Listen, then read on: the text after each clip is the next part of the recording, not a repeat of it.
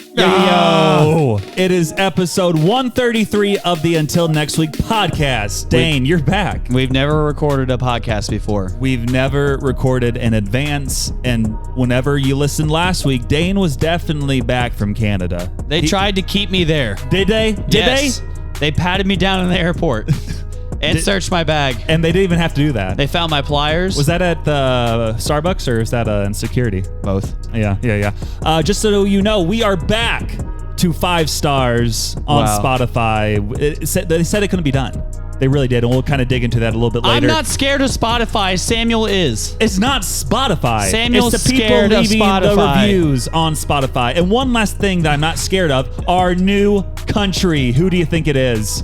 3, Zimbabwe. 2, 1, Nigeria. Wow. Nigeria is our new country. Bonjour, as Dane would say. And we got a good episode for you today on episode 133 of the pod. Hi, everybody. Wow. So they patted me down. And then what? And then they searched my bag and they found my pliers that I forgot to take out. Okay. And then they found my multi-tool I forgot to take out. Mm-hmm. And then they said, you can keep these. And then did you go through again for fun? Yes. And then they sent me through again. They said, sir, what's in your right pocket? And I was like, oh, no. And My hand. And I was like, oh, it's my passport. Oh.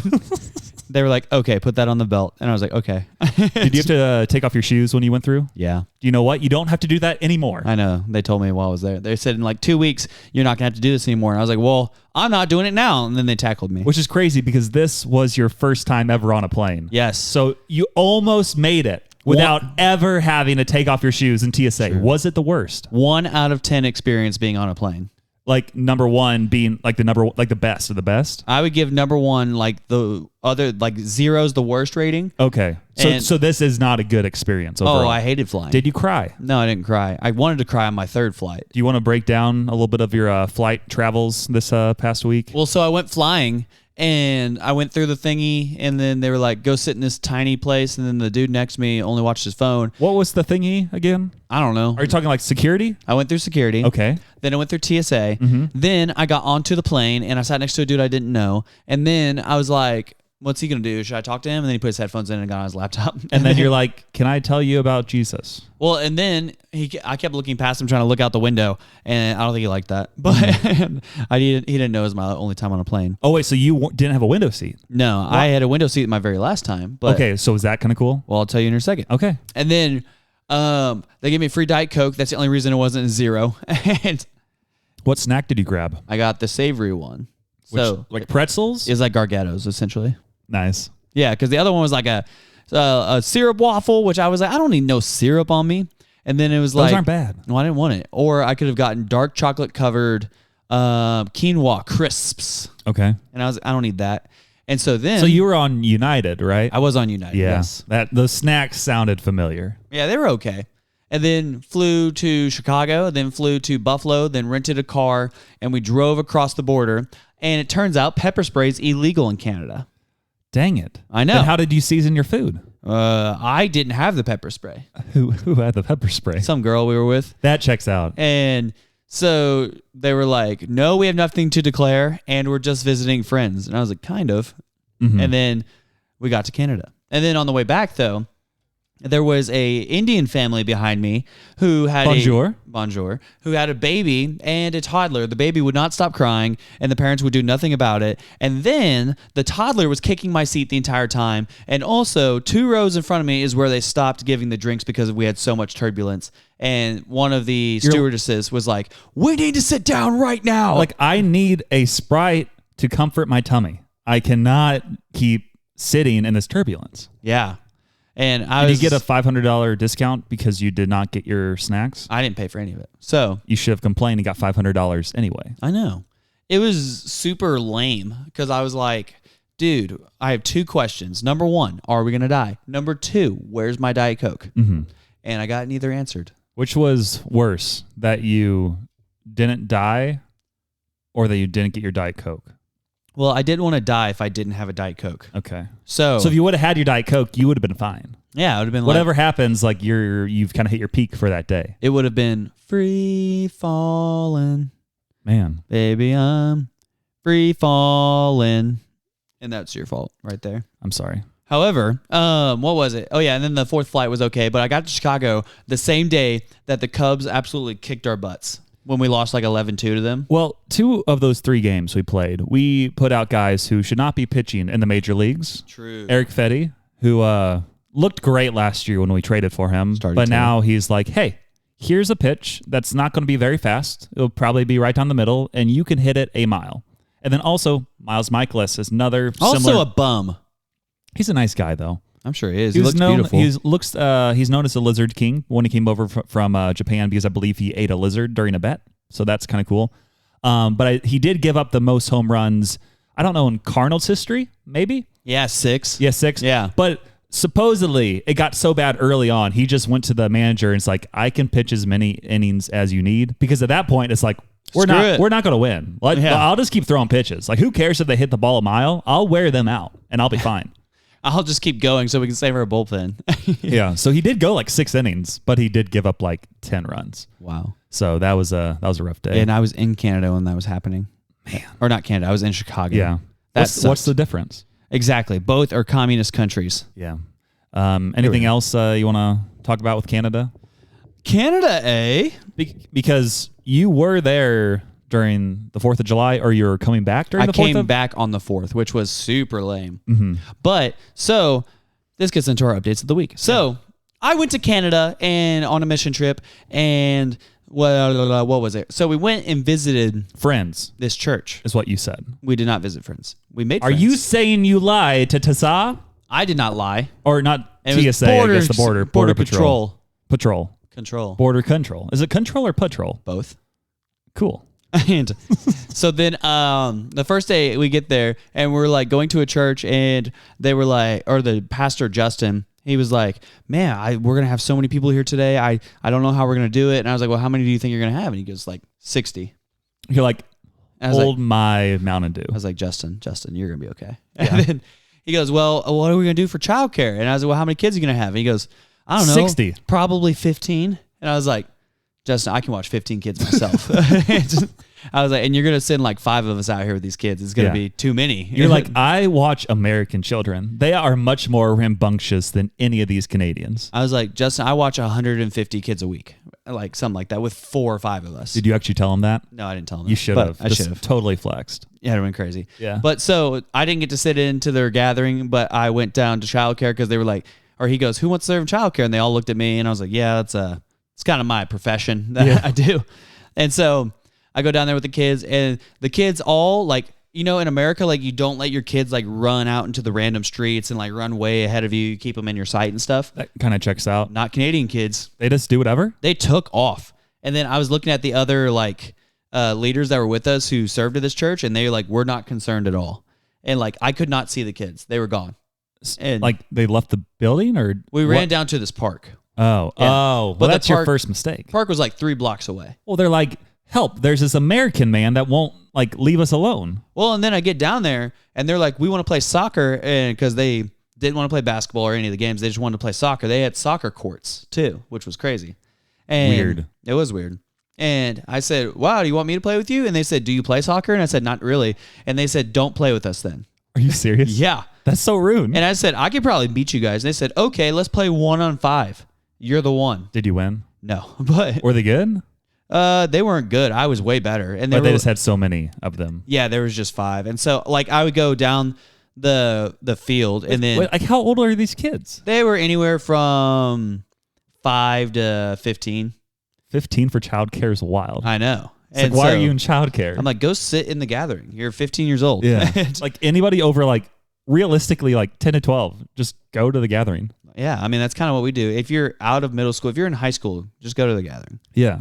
But yeah, so we did that in the first day. And then I had a conversation with a guy named Gary afterwards because we stayed around and they were doing a citywide cookout for like the town around them and people came and stuff. And then there was this one guy before the church started, actually. I don't remember his name, but he was like, son, what are you guys a part of? And he was buying his cigarettes and alcohol for the day. And so he was a pastor, right? No, okay. He was at a store next door. And I was like, oh, we're a church. And he goes, oh, if I stepped in a church, I'd burst into flames. And I said, well, have you ever heard a guy named Paul? And he cuts me off and goes, don't start preaching at me. And I'm like, okay. Then he goes, like, how about, okay, so you've heard of Saul then, right? yeah, well, he goes, well, I'm out of here. And he had his cigarettes and alcohol and he walked off. And I was like, all right, bye. And then he left.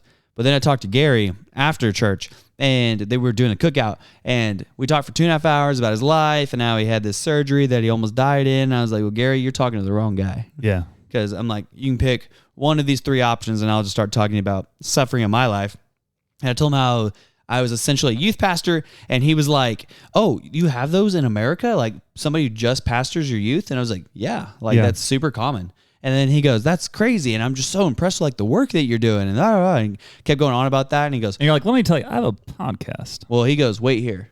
And he goes to his car, comes back, and he has a giant Bible, like huge, like think like this big, but I'm gesturing like 3 foot tall by like 2 foot wide. Okay. Like something old priests would read at the front of the church. And it was an old German Bible from 1871. That's cool. And he goes, I want you to have this.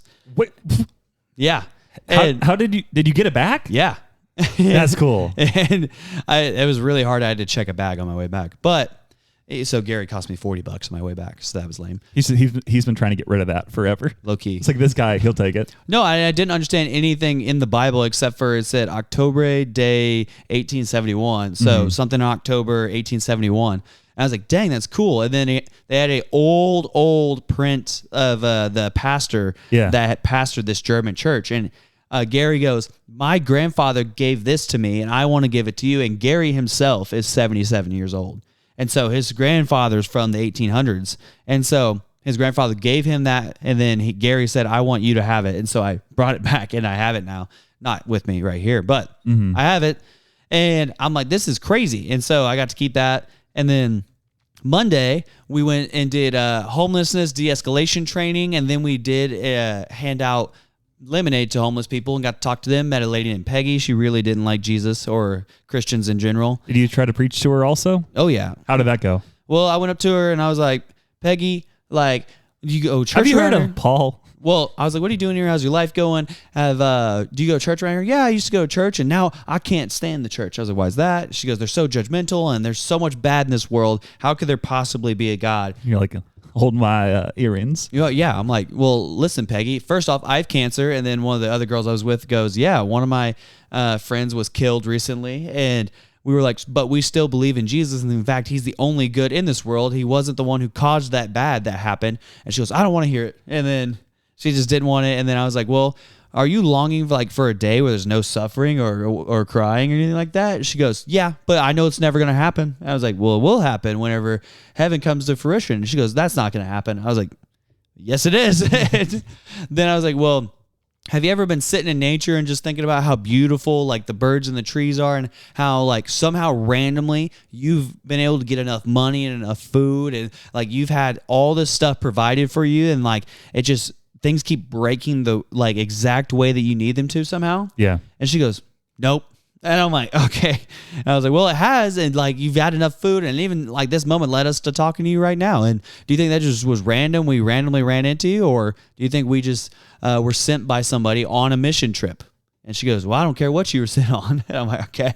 And she was there for a cookout, you said? No, this was a homeless lady that we were giving lemonade to. Okay. Another guy named Mike said he was Mormon, but then he started saying some stuff that sounded Jewish. And then Peggy goes, Mike doesn't know what he is. And then Mike like nodded his head at that. And I was like, yeah, I don't know. Okay. And so we met a bunch of homeless people. Another guy was like, I'm being beat by the police. And I was like, you're walking past us. You're not being beat by the police right now. Then he goes, they messed up my leg, man. You can pray for effing police for them. And I was like, okay. Cool. And they kept walking. And that was Monday. Tuesday, we helped a refugee. Wait, just hear me out. What? Each time anybody pulls any of these things out, you just be like, you need to be like, hey, that stinks, but I have cancer. Which is worse? Which is worse? And then always make them feel bad that you're in a worse situation, but you have more joy than them. Take that, people. And then you bring up the point that they will be the 51st state. They will be the 51st Which I still do not want, because that would throw off all the flags. And I like I like round numbers. No, we should do round. We should do 54 states. That's still not round. They can keep each of their territories. It's either 50 or you go 100. You go 50 or 100. You can't go. We're not going to add 100. That's what you would add 50. You just don't want America to be great. Oh, no, that's what this is. Okay, keep going about your refugee. So on Tuesday, we helped a refugee lady who just had a baby.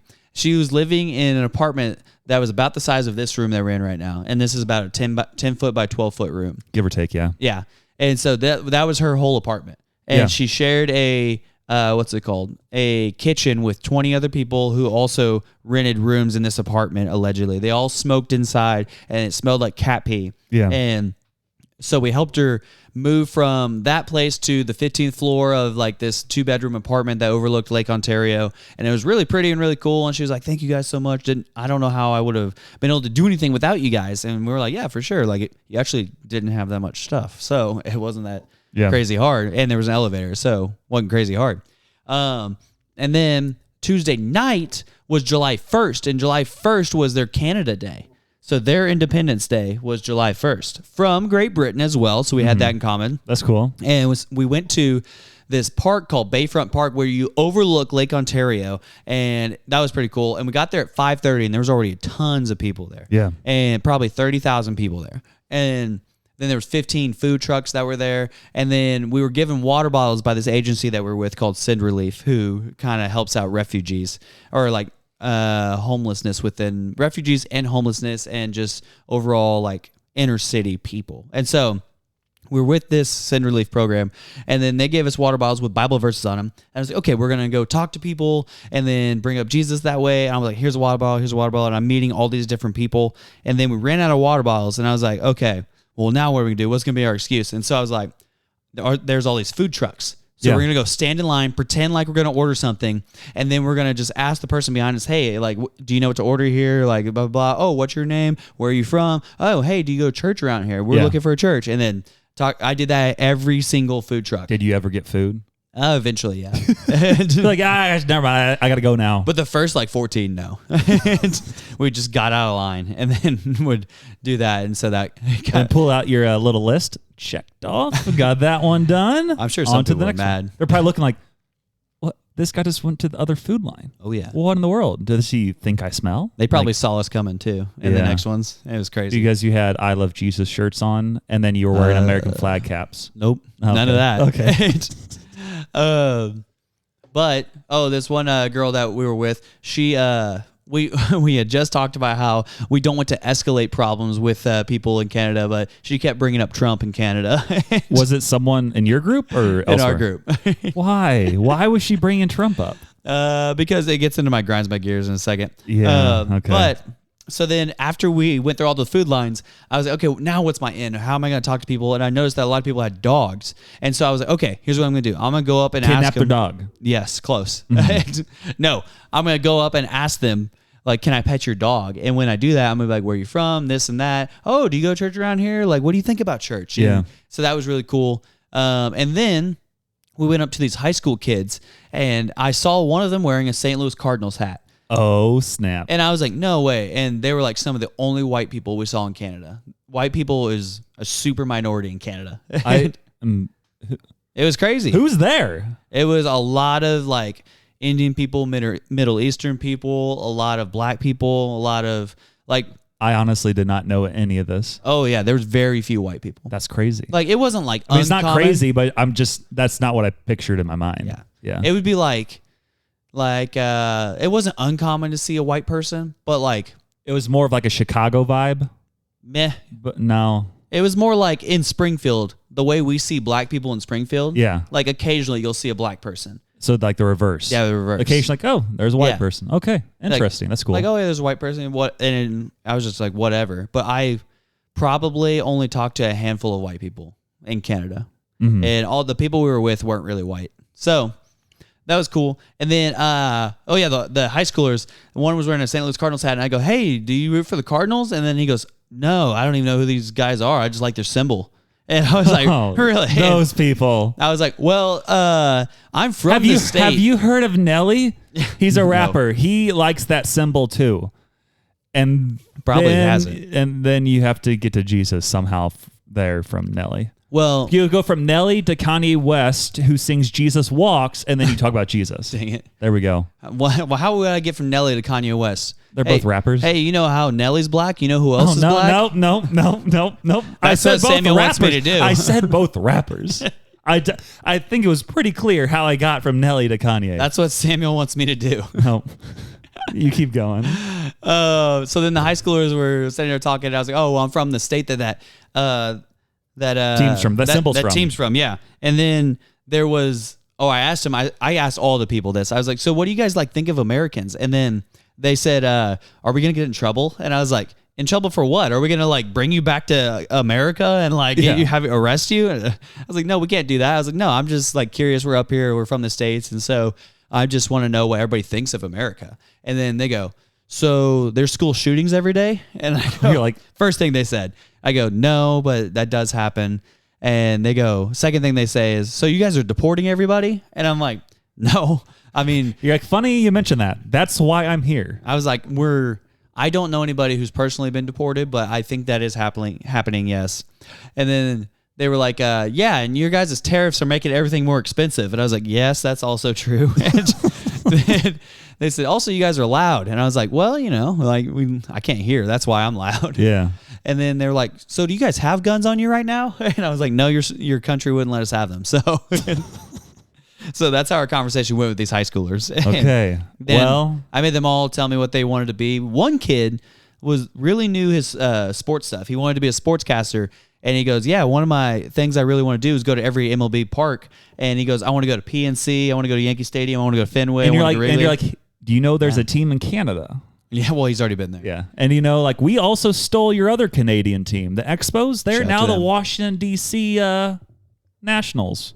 The Nationals, the Nats. Yes. Yeah. You know what I saw interesting the other day? So the reason we even have the Nationals in the first place was like in the late 90s or early 2000s. It was like in the middle of like talks between like Major League Baseball and like the Players Association or whatever. And MLB was legitimately like, hey, we're going to get rid of 2 teams. Dang. And they added like 2 teams in 98, like the Marlins and whoever. Well, it was the Rays. Yeah, Rays and someone. Marlins was slightly earlier, but they had recently added 2 teams, and they were going to get rid of the Twins and then the Expos. And then they're like, no, you can't do that. With the Twins, they have like a major stadium lease that you can't just like get rid of. And they're a historic team. Yeah. And then also the MLB was like, okay, I guess we'll just purchase the Expos and move them to DC. To America. Yeah. So we don't have to pay all these taxes for this team. We almost lost the Twins, and then also we did lose the Expos, but they became the Nationals at that point. Yeah. Which I guess it was still like 05 when the Nationals officially came into play. But, which is crazy. Which I don't even remember that. But I remember when the Tampa Bay Devil Rays became the Tampa Bay Rays. So like 2011? Yeah. Something like that. Yeah. But yeah. Yeah, that's kind of fun. And then Wednesday, we're going all... Hey, okay, so one more quick little timeout. Timeout in Dane's story to have some Canadian trivia. Uh-oh. This is specifically... Brought to you by Mountain Dew Baja Blast Tropical Lime. Yes, I sponsored Dane with a Mountain Dew Baja Lime today, and I did the same for myself. But I looked up a quiz, and I wanted AI I took one in Canada. I took a Canada quiz. They gave us one, the Send Relief people. How Canadian are you? I was very bad at being Canadian. This is like the weirdest foods in Canada. Ooh. And this became like a trivia question. Like I don't even know what it is. So I'm going to read this. We're going to try to figure it out together and see how well you listened. Yes. Okay, so here we go. We got 10 questions, or we can stop at 5. No, poutine. What unusual ingredient is famously found in a sourdough cocktail? Who? Is it a frozen maple leaf, a dehydrated human toe, a pickled beaver tail, or a fermented fish eye? Pickled beaver tail. Okay, I'll click that. Incorrect. What? Is it the toe? Dehydrated human toe. Yep. The sourdough cocktail is famously garnished with a real mummified human toe. Okay. Glad you got out of Canada. Next one, flipper pie. A controversial Canadian dish is primarily made from which animal part? Salmon fillets, beaver tails, harp seal flippers, or whale blubber? Beaver tails. I'm going to go with whale blubber, but I'll click beaver tails. It was actually harp seal flippers. Of course it is. It's a traditional dish from Newfoundland and Labrador made with meat from harp seal flippers. Next up, what are the 3 main components of the classic Canadian dish, poutine? Ooh, I know this. French fries, cheese curds, gravy, fried dough with various sweet toppings, baked beans, salt pork, and molasses, or mashed potatoes, ground beef, and corn. A. Yes. Because I had some while I was there. It was not good. Yeah, it doesn't look great. Well, it's French fries with gravy and then cheese curds. And I'm just like... And it's not even like fried cheese curds, right? No. Yeah. Well, and it's not even the good gravy, like the white gravy, the country gravy. It has brown gravy. The brown gravy, which is... Bleh. Yeah. We'll do just two more questions here. What exactly are beaver tails in the context of Canadian food? A type of maple syrup candy shaped like a tail? A savory pastry filled with shredded beaver meat? Actual beaver tails, slow cooked and seasoned? Or fried dough shaped like a beaver's tail? C. Actual beaver tails. Incorrect. It's actually fried dough shaped like a beaver's tail. Beaver tails are pastries made from flattened fried dough, often topped with sweet ingredients. And now for the last question. You're currently 1 for 4. Beavers aren't real. True. What unique flavor of potato chips is particularly popular in Canada but less common elsewhere? So you just want me to click a type of Canadian hot dog topped with ketchup, deep fried pickles with a ketchup dipping sauce, potato chips flavored with tomato ketchup seasoning, or sweet potato fries served with a spicy ketchup? C. Because I had some while I was there. And that is right, yes. Yeah. Ketchup chips are a popular Canadian snack known for their distinct, tangy, sweet, and salty ketchup flavor. And this has been Samuel's Canadian Weird Food Fun Facts Quiz with Dane, where he got 2 out of 5 correct. Back to you, Dane. I had some of the ketchup chips How up there. are those? Yeah. See, it tastes like McDonald's French fries. And that's where they mess up. Yeah. You have normal potato chips, and then you dip them in ketchup like I do. Stop the hate. That's gross. That's better than having ketchup chips. Oh, I didn't want them. I ate 2. Okay. Because I was like, or one of the girls we went was like, oh, ketchup chips are amazing. I really love them. And then I was like, that sounds gross. And she was got to try them. And I was like, I'll try it. And I tried 2. And I was like, no, not for Dane. Yeah. Okay, so I think we're on a Wednesday. Wednesday, we did ESL training class, which is English as a second language. And so I learned a African language from somebody, and I don't know what it was called, but I remember one word. Swahili. No. It was something I couldn't pronounce. I remember that. It started with an O. But I remember one word was Oshidano, which was 5. Okay. Nice. And then we taught English as a second language that night, and I sat next to, or I did check in, and with one of the pastors who was there, and I got to talk to him about church planning and the ins and outs and what went right, because he's on his second church plant now. And then he told me the differences are, like, when you're first church planting, you're less concerned about, like, what sermon am I preaching this Sunday? And you're more concerned about, hey, how can I go out and evangelize and meet the community and even build a congregation?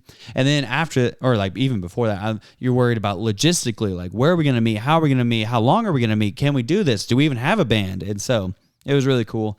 Just sitting and talking with him. And then I went to the intermediate class, and this guy, he goes, it was all Hispanic people trying to learn English. And there was a guy named Alejandro, and then a different guy who I didn't know his name because he didn't wear his name tag. And he was like this big jokester dude. Yeah. And the last thing that they had to do on their English as a second language, like training for the day, is they had to write down their recipe for fun. So step 1, step 2, step 3, all that stuff. F is for friends that do stuff together. And so this guy, he U wrote, is for you and me. One guy would say it, and then the other... N is for anybody or anytime at all down here in the deep blue sea. Back to you, Dane.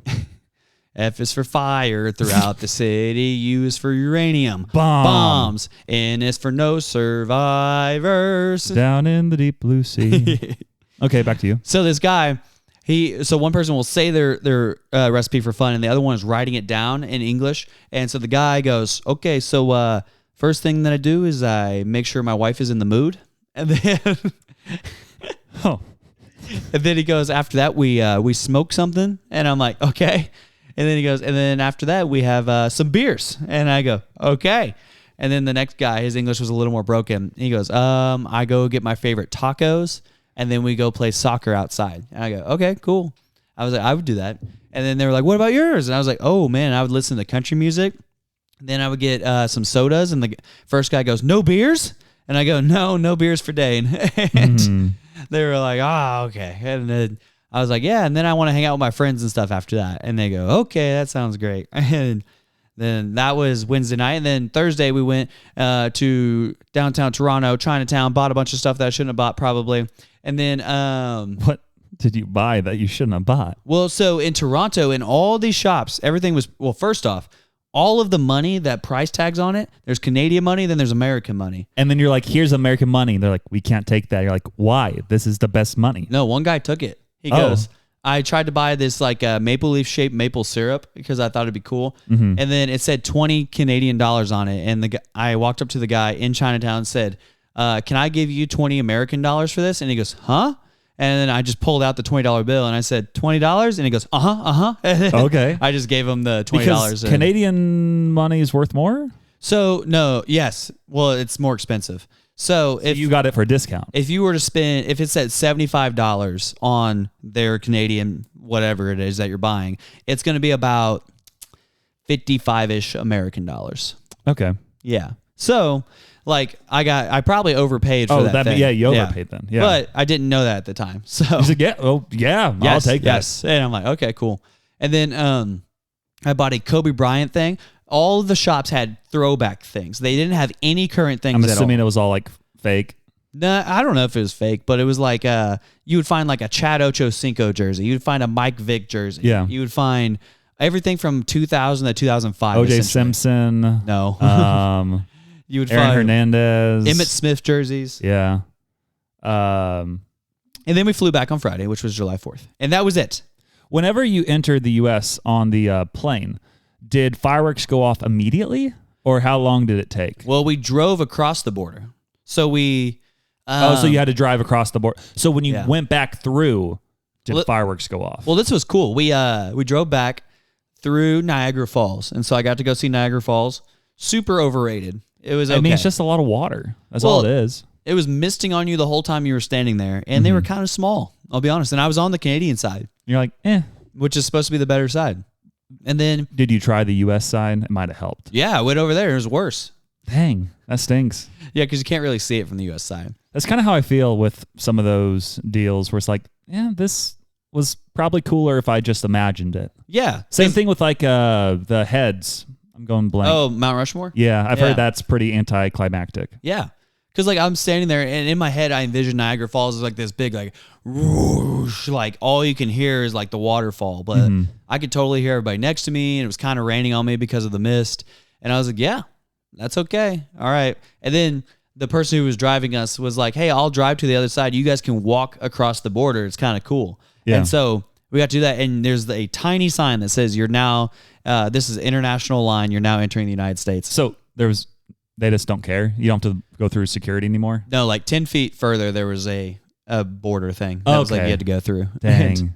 Because I could get 10 feet into America with no security. You're like, look at me. Arrest me. Arrest me. For being an American citizen. But all they did was like, give me your passport, took a picture of me, and they said, all right, you're good. I was like, sweet. I feel like a lot of Canadians probably aren't trying to sneak into America.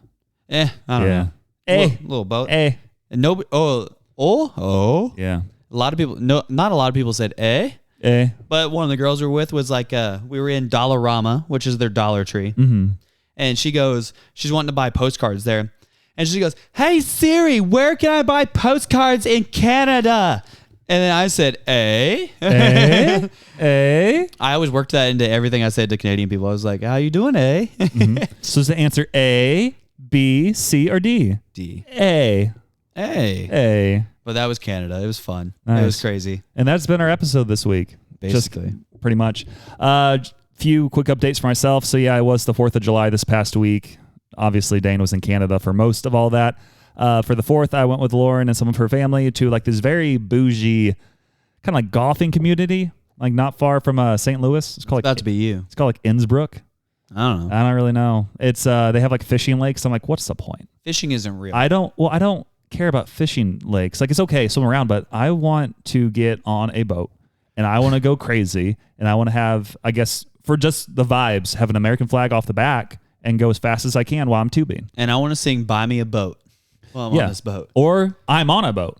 Or no. Either of those work. No, it's got to be American songs. I mean, that's sang by the classic American group that I'm going blank on the name. Who is it by? I don't know. You know the song I'm on a boat. I'm on a boat. It's by The Lonely Island featuring T-Pain. Oh, yeah. See?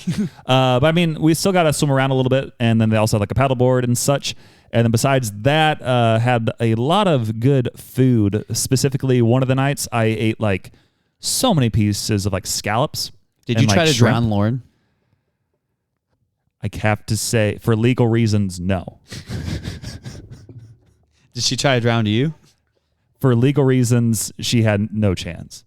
Oh yeah. Like there's have you ever played that categories game where you like hold somebody in like the pool, and then if you say a category, they have to guess what it is. If they say something wrong, you dip their head. Oh. And you keep dipping their head, and if you get it right, then you like flip them. You know that game? If they get it right? Yeah, so you say like animals, and then you say dog. That's wrong. So I dip your head in the water. And then you say cat, and wrong. And you say elephant, wrong. And then you say lemur, and that's right. And I just like flip you, and you win. Seems like a sucky game. It kind of is for the person who's guessing, except whenever Lauren tries to dip me, she just like drowns. And my head's above water still. Like she's trying to dip me, and I'm just like, oh, she's getting water. She's waterboarding herself. Because she can't lift you. Well, she can lift me in the water. But she can't, like, when she tries to dip me, it's too much effort, and then she goes underwater, and I'm just You're too buoyant. And I'm just like, well, this is kind of funny. I'm just swimming here. Yeah. Swim. So did that. Only other things we really did there, they had like e-bikes, which are just, they're so cool, but they're pointless. They're for people who want to act like they're working out, but they're basically just riding a motorcycle that looks like a bike. But it's kind of cool. You can just kind of click you can either pedal, and it can go like full power, like 20 miles an hour with no effort. Maximum power. Or you can just click throttle and basically get up to like 20 miles an hour. Full throttle. Yeah. And then the helmets also had like Bluetooth speakers in them, so you could talk to each other. So when I was you had to wear helmets? I mean, usually if you're on a bike, you should have a helmet on. And if you're going 20 miles an hour, like for a lot of people who ride e-bikes, I feel like are pretty unathletic. So they especially need the helmets for when they inevitably crash. I've only worn a helmet once while riding a bike. And look where that got you. That was for a triathlon because they made me. I wouldn't be able to compete otherwise. Yeah. Which was lame. Yeah. And that's why you ended up in Canada. True. Mm-hmm. But that was basically it. They also had like fireworks on the 5th of July, not the 4th of July. And the place where they shot the fireworks in the middle of the lake, it caught on fire. I don't know how that happens. I don't know either. So I guess a lot of fireworks did not go off, but made for great stories. But also, like, if the lake in the middle is on fire, are we concerned about it? I mean, if it gets to the other fireworks and like they tip over and start shooting at everybody, that's where it gets interesting. That makes for some memories. I saw a video of somebody.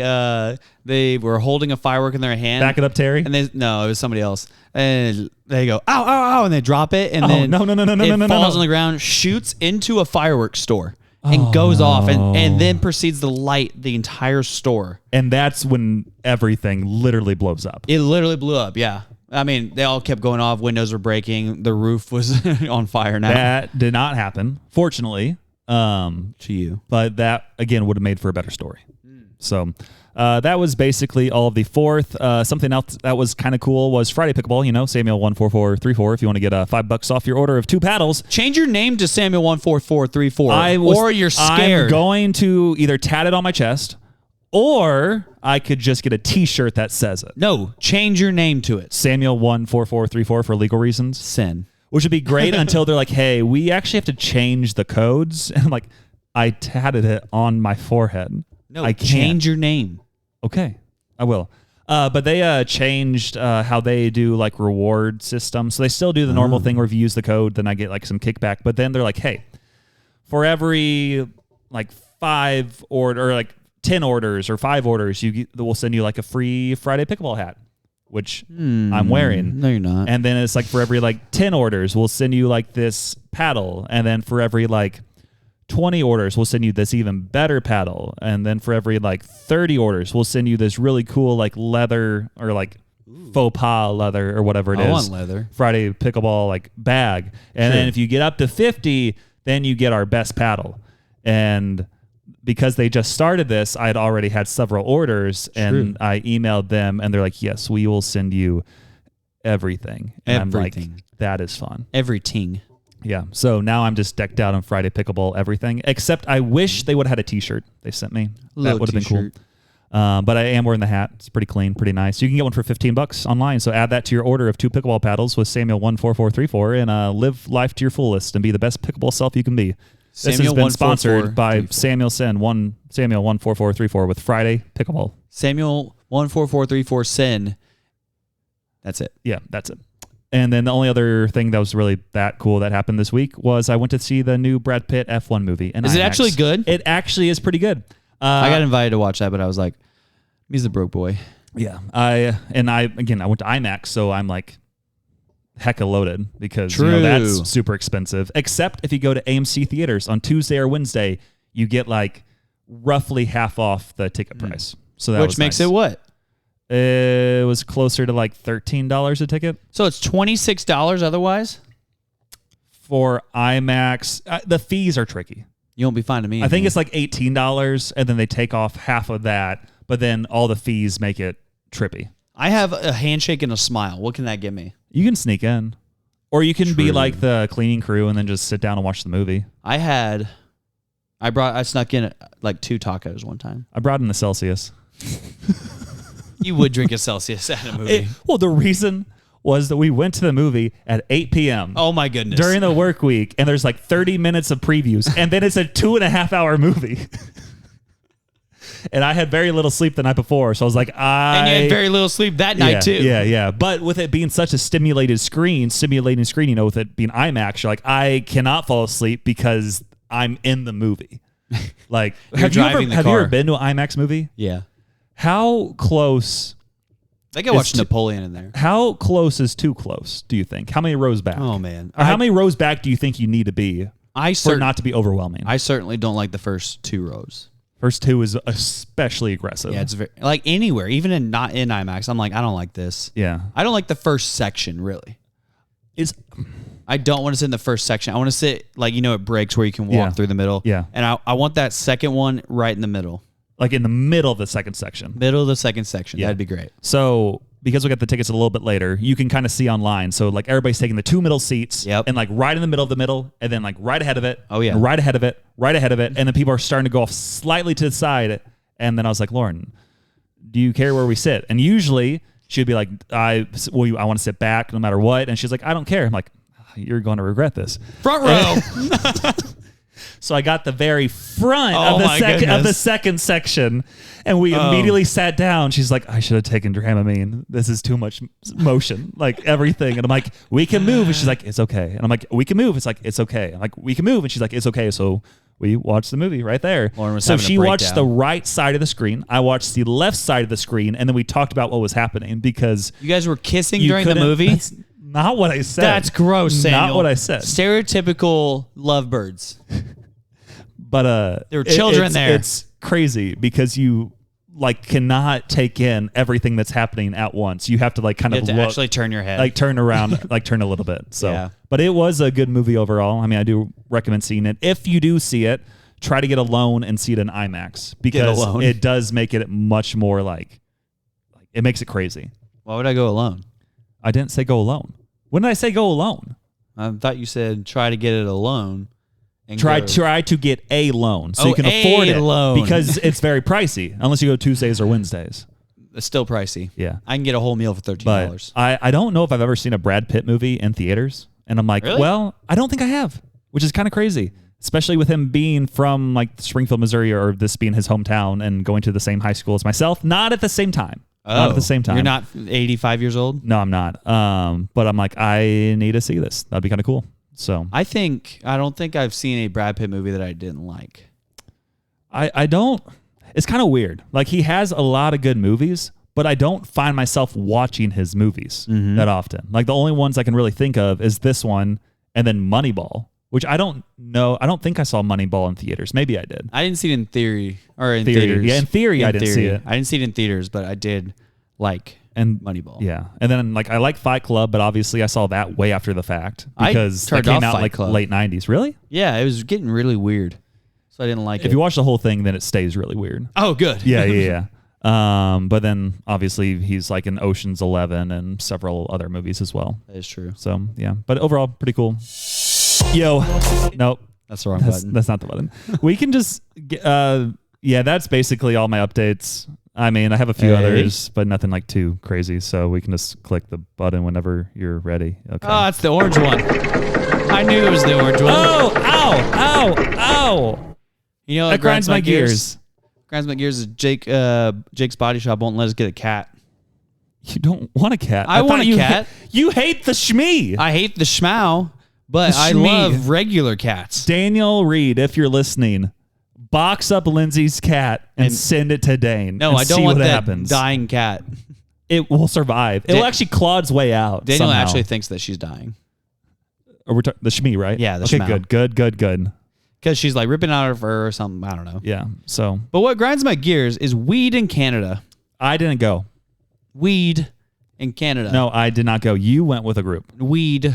We the people. No. We the people. No, I did say the preamble to Canada at one point. But so there's weed in Canada. They smoke marijuana. Do you know there's weed in the U.S. as well? But they smoke marijuana like people smoke cigarettes here. People don't really smoke cigarettes anymore here. Well, the way they used to smoke cigarettes. Oh, back in the day? The way people vape in America today. Oh, that's a good comparison. Is the way they smoke weed there. You smell it probably every 15 minutes. Dang. And when we sat down to watch the fireworks on their 1st of July-ness, like we turned to our right and I see this guy with probably a 3-foot bong and he's like with a big rope thing to it and he's smoking it right there, right in front of his kids, taking big rips. And I'm like, oh my goodness. And you're like, can I have another? Because weed is legal in the way cigarettes are legal here. Like anybody can buy it over 18. That legitimately stinks. Went to gas stations. They just had different bongs right there. They were like, you can buy this. You can buy that. Just, what do you want? Yep, bongs. Get it. Yeah, anything you want. And so that grinds my gears. And also, they really, really don't like America. A lot of people here also don't like America. Well, they kind of have the same opinion. So everybody I met, whenever I told them I was American, they say, oh. Wait. What? Are all the people there who don't like America the people who were here who said they would move from America because they hate it? That was just a quick theory. You can keep going. Imagine being such an awesome country that the people who even hate it won't move from it. Shout out. Shout out, America. But an eagle just flew overhead. Wow. We're staring at a brick wall, Samuel. They don't know that. But, no. So we go up to them and tell them we're American, and then they'd be like, oh, well, we like you guys, but we hate your government. And then you're like, okay. That girl would bring up Trump. Well, Trump's doing the best he can. And then I was like, hey. He's like, this is not helping. This is not helping. I was like, does it really matter if they don't like Trump? Like, did she talk more about Trump or Jesus during that trip? I think it was about equal. That's not good. That's not good. I don't know. And oftentimes we'd be walking down the street and she'd be like, take me back to America. I hate this country. Is she actually saying this? Why did she go? This is in downtown Toronto. Why did she go on this trip? Does she listen to the pod? No. That's probably good. Well, yeah. And, nah, she'd like to be mad at things. But so that, and then people were wearing Canada's Not a State shirts, and then the mayor of Toronto gets on stage in front of all 30, 40,000 people, and it goes, we need to protect, we need to defend, we need to rise up against that nation to the south. And we are Canadians, and we are proud. And I was like, what is happening? And then, are we safe here? And when he said that, it was like a roar from the crowd. Like, and then the person next like, no, he's trying his hardest. Nobody said that. Nobody defended America there. And man. Which I talked to a guy who went on the mission trip to Canada last year. Yeah. And he said it wasn't like that last year. This is ever since the tariffs and the Trump wanted to make them a state claims. That's crazy. And so then, yeah. Oh, and the radio, we listened to the radio. Every single radio station commercial would be like, hey, come to Tom's Flooring, whatever it was. And they'd be like, it's proudly Canadian owned and operated. And everything that you would buy there, like I got a Mountain Dew with one of my meals, and on the can, on the side, it said proudly manufactured in Canada with a maple leaf. Every product had that. Are Canadians more proud of being Canadian than Americans are at being American? Easily. Like when I was up there, it was crazy. Like, that's wild. You would look at every apartment complex, and there would be like several Canadian flags hanging everywhere. Like they would check out, and somebody would be talking about how everything is like made in Canada. This is proudly made in Canada. Do you know what's not made in Canada? Crazy. Me. Professional sports championships. Also true. But yeah, I'll get that next one. Yeah. Except for 1992 and 93. Yeah, Blue Jays, but it's okay. They had a lot of American players. Really quick, what grinds my gears, because it has been a while since we recorded. I went to a concert a few weeks back, and it was for Willie Nelson, who is like 92, 93 years old. Also smokes a lot of weed. Yeah, and Bob Dylan. He's still alive? Bob Dylan's younger. He's like 86. What? I know you're confused because of the movie with Timothée Chalamet. Yes. I've never seen it. I've almost watched it though. But yeah, I went to the concert, and like usually for concerts you have to get there kind of early because you think there'll probably be 2-ish hours of openers. Yeah. And we got there. It was me and my parents and Rebecca and Daniel. Nice. And it was at Thunder Ridge Arena, which is that giant outdoor amphitheater. We got our spots. We're sitting down. And then kind of midway through this first opener, who, no idea who it is, Thunder Ridge Arena posted the timeline. And I want you to take your wildest guess. So I think it originally started at like 3:30. Okay. This concert, 3 or 3:30. Yep. What time do you think Willie Nelson was scheduled to perform? And again, keep in mind he is like 93 years old. 9 and this p.m. started at 3:30. 9 p.m. You would be close, but incorrect. He was scheduled to come on, I think, at 9:30. Wow. On a Sunday night. 6 hours later. And I'm like, we looked at each other and we're like, what? Time to leave. It is very hot. What is happening? Why? That is ridiculous. That is ridiculous. That's 6 hours later when the main person's going to come on, and who knows, he could be up there for an hour and a half, and then you hypothetically could be stuck in traffic for hours afterwards, and then go to work on Monday. Willie's probably not even there. He's probably asleep. Who knows? He probably was driving there. I don't know. But I'm like, that is legitimately crazy. So at that point, I'm like, I'm tired. So I took a nap during the first like opener. And then these... How? On the hill, it's very tilted. Yeah. So I was able to kind of just lean back and like close my eyes, and I fell asleep for a little bit. And then the second opener came on. I was performing, and I'm like, I really don't care about this person either. And then they made it about midway through their set, and they're like, hey, we're being told we need to get off the stage for incoming storms. And I'm like, perfect. Sweet. Delays in concerts that are supposed to go on forever. Rain delays. Great.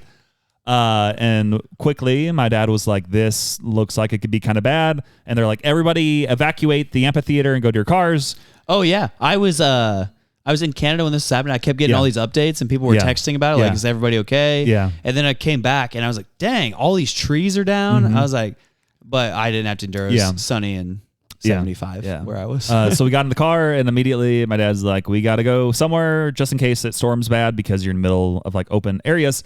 So time to figure it out. We were like, okay, we'll leave and then figure out if we come back or not or whatever else. And it was kind of cool because they ended up sending us out like a back way that the artist comes in, which I didn't even know there's like this random back road. So we got to see something we've never seen before. And then we drove to Branson and found a parking garage and then camped out there for a bit. It was about an hour or 2 hours later, they decided to completely cancel the concert. And it's like, hey, this will be postponed probably to a later date or whatever else. Never. 2 days later, they're like, yeah, this is canceled. This is not happening. We're just going to keep your money. They did say they would refund tickets that were purchased.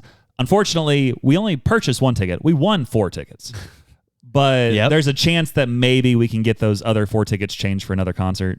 I don't really know. T-Pain. But I'm like, well, they said, we hope to come back next year. And I'm like, well, Willie, you're 93. I don't know how much. Bob's not young either. Yeah, he's like 86. I'm like, the odds of you both being around, not super great. But I guess we'll see. And if they do come back next year and we go to the concert, we'll just make sure to show up at like 7 p.m. Just hold off the storms. Yeah, that's a good idea too. But I think that's the first time I've ever been to a concert where it was completely... I've been to Sunday concerts, but one that's been completely canceled. So that really grinds my gears. It grinds my gears so that much. It was going to be such a long concert, and then grinds my gears that it was completely canceled. It actually didn't grind my gears too much that we got to leave early because I was really tired. And when we eventually did get back to Springfield, the storm did hit there pretty aggressively. Yeah. And what probably grinds my sister's gears, Rebecca, she had probably a 100-year-old oak tree right in front of her house, and it just fell over. Yeah, it did. But what didn't grind her gears is that luckily it fell parallel to her house and not completely obliterating her entire house. Yeah, coming home to a house that has a tree in it is less fun than... Yeah, that would not been ideal. Yeah. So that was about it. Also, like the power was out like all over Springfield. Yeah. And one other thing that grinds my gears is that not enough people own generators. Because if you have a generator, you can get the power on. And that's what we were able to do at our home. For a little while, yeah. A few days, maybe. As long as you have gas. You just got to keep putting gas in it. Yeah. But tons of people don't have generators. And I'm like, you just buy one. Figure it out. So that's kind of what grinds my gears. And hopefully Willie Nelson makes it back next year. Gosh. I mean, he'll be alive. He just won't come back. That's very valid. This is a long episode, but let's just get into the next part. Yo, it's that time of day, so listen up, because it's time for some sports talk. The segment where we boldly analyze things we barely watched. Did we do research? Factually, no. Emotionally, yes. We're talking Big Daddy hacks, devastating sacks, and fourth quarter comebacks. But most importantly, no soccer. Welcome back. I forgot we did that. Sport. Welcome back to Sports Talk, where we don't talk about soccer, but we do talk about hot dog eating contests. Yes, whoa. The greatest athlete in sports history ever, Joey Chestnut, won yet another Nathan's hot dog eating contest. Out of retirement. Well, he wasn't retired, but he was kicked out last year. Oh, he's kicked out? Because they're like, hey, you're being sponsored by this vegan hot dog company, and we don't like that. And then they're like, oh, wait, no one watches our contest without Joey Chestnut? Yep. You should come back this year. That's exactly what happened. He, I think the winner last year, without Joey Chestnut, only ate like 57 hot dogs. Boo. Baby numbers. Stuff, yeah. And then this year, Joey Chestnut came back and ate 70.5 hot dogs and buns in 10 minutes of the 2025 Nathan's hot dog eating contest. This marked his 17th career victory at this iconic event. And I was trying to figure out just some interesting stats because this is an important sports feat. Dog per minute. He did not break his all-time record, which is 76, and that was set in 2021. In 1776? Yes, that's true. I did note that 2021, though, he had better conditions to eat the hot dogs because that was like right after COVID, so I think they had like a closed event, and it might have been potentially indoors. COVID. So that way you don't have to worry about the heat affecting the hot dogs. You're more relaxed. Making it too warm. Yeah. But with the amount that he ate this year, how many calories do you think he consumed with his 70.5 hot dogs? 7,500. 21,000 calories. Wow. That was 1/3 of the calories. In 10 minutes, which is just crazy. Of fake horse meat. Yeah, it's wild.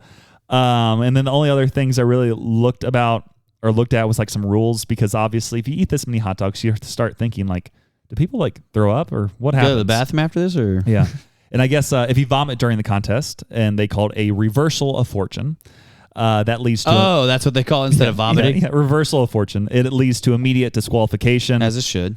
And I looked, I guess some people after the event might just like throw up just to get rid of everything. That's gross. But I also read that some of the highly competitive eaters like Joey, supposedly they just eat it. They just keep it down, and it probably helps them more later on. But I don't know about that. I was like, that is crazy. No way it helps you. I also saw, so they have a guys contest and a girls contest. Yep.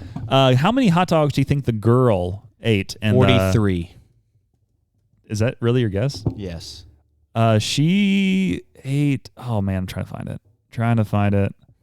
Wait, say that one more time. 43. Okay, 33. Oh. She ate 33 dogs in 10 minutes, which is still crazy. Well, less than half of what Joey ate. Yeah, but for a woman and she's like very small, very small. Like 33 hot dogs is wild. And she looked pregnant afterwards. Did you watch it? No. Oh, okay. But yeah, that's mainly all the facts about that. So would you, if Usain Bolt... How many could you eat? If Usain Bolt yeah. and Joey Chestnut had a competition, and the competition was eat 5 hot dogs and then run a 100-meter dash. They've done this. Who wins? Did you hear about this? Yeah. I think he talked about it. I think Joey would. Yeah, Joey was going to win by like a full second is what the math was. But even then, you said 100 meters? Yes. Like he could eat the 5 dogs in legitimately 10 seconds. Yeah. And it takes the average human like 15 seconds to eat one. And Usain Bolt not being trained for it, Joey, I honestly think Joey would finish all the hot dogs and finish the race before Usain Bolt does. What if before he even finishes the hot dogs? What if we took it to one hot dog? Eat the dog. One hot dog. Do you have to have it completely swallowed? No, it's just gotta be in your mouth. Yeah. Well, then I think Usain Bolt would destroy him. It wouldn't be hard. I don't know. But if you had to swallow it, it would be a closer race. Because Joey's eating it in like 7 seconds, and it's one hot dog he would have down in 3 seconds. Yeah. Because I think he had like 12 to 15 hot dogs in the first minute. Dang. Yeah. That's good. Yeah, that's about both him 30 only seconds. having to eat one, he could have it down in legitimately like no time. Super fast. Yeah. But yeah. I'll put my money on Joey if it involved that much eating. I would eat with the running. 0 because I don't want their horse meat. Yeah.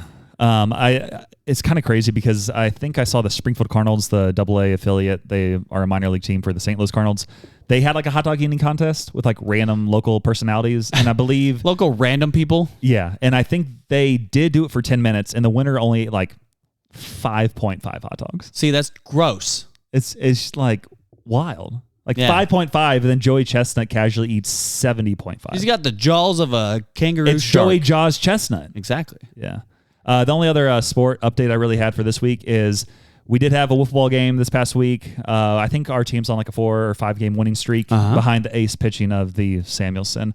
And Samuel 14434. 14434 is a great pitcher. Yes. And we won this game as well. That should be your number on the back of your jersey. 14434. We don't have jerseys, but that would be good. You need to make one. Yeah. But I did have one pitch where it was so, I guess, aggressive against this guy that he legitimately threw the bat. Like, he let go of it, and the bat almost went for a home run. Oh. Like, it flew and went like probably 15, 20 feet in the air and went 40 plus feet down the line. And is there only one bat for everybody? We have 2 bats. We were able to get it back. It was a wiffle ball bat, and it fell down and everything. But he just lost grip, and it was kind of hysterical. Needs more pine tar. Yeah. So that's all my sports updates. Dane, what do you got for us? So in Canada, we went to a Blue Jays game on the last day that we were there. And it was really pretty. Like, we walked into the Rogers Center, and there was like a bunch of things. And guess how much one jersey was? At the stadium? Yes, at the stadium. In American money or Canadian money? Canadian money, because I don't know what it equates to. $200. You're close. $250. Not far. It was crazy. I was like, oh, what? And which you keep talking. In American money, I'm guessing that's going to be close to $200 jersey. But I ended up buying this kind of cool shirt that $182. Was $182? Yeah. Yep. I was like, gosh, because I wanted to get like maybe a Vladimir Guerrero like powder blue jersey. Get the Putin one. No.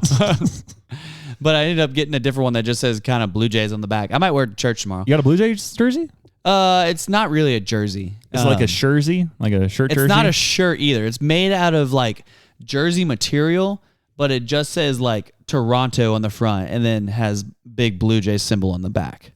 Okay. So I'll probably wear it to church tomorrow if I can get it and iron it or steam it. I don't iron. Ironing is for old people. Yeah. But so then we went and like there's a Space Needle right outside the stadium, and from our seats you can see it perfectly, and then the sun wasn't hitting us, and in Canada there's no humidity and no bugs.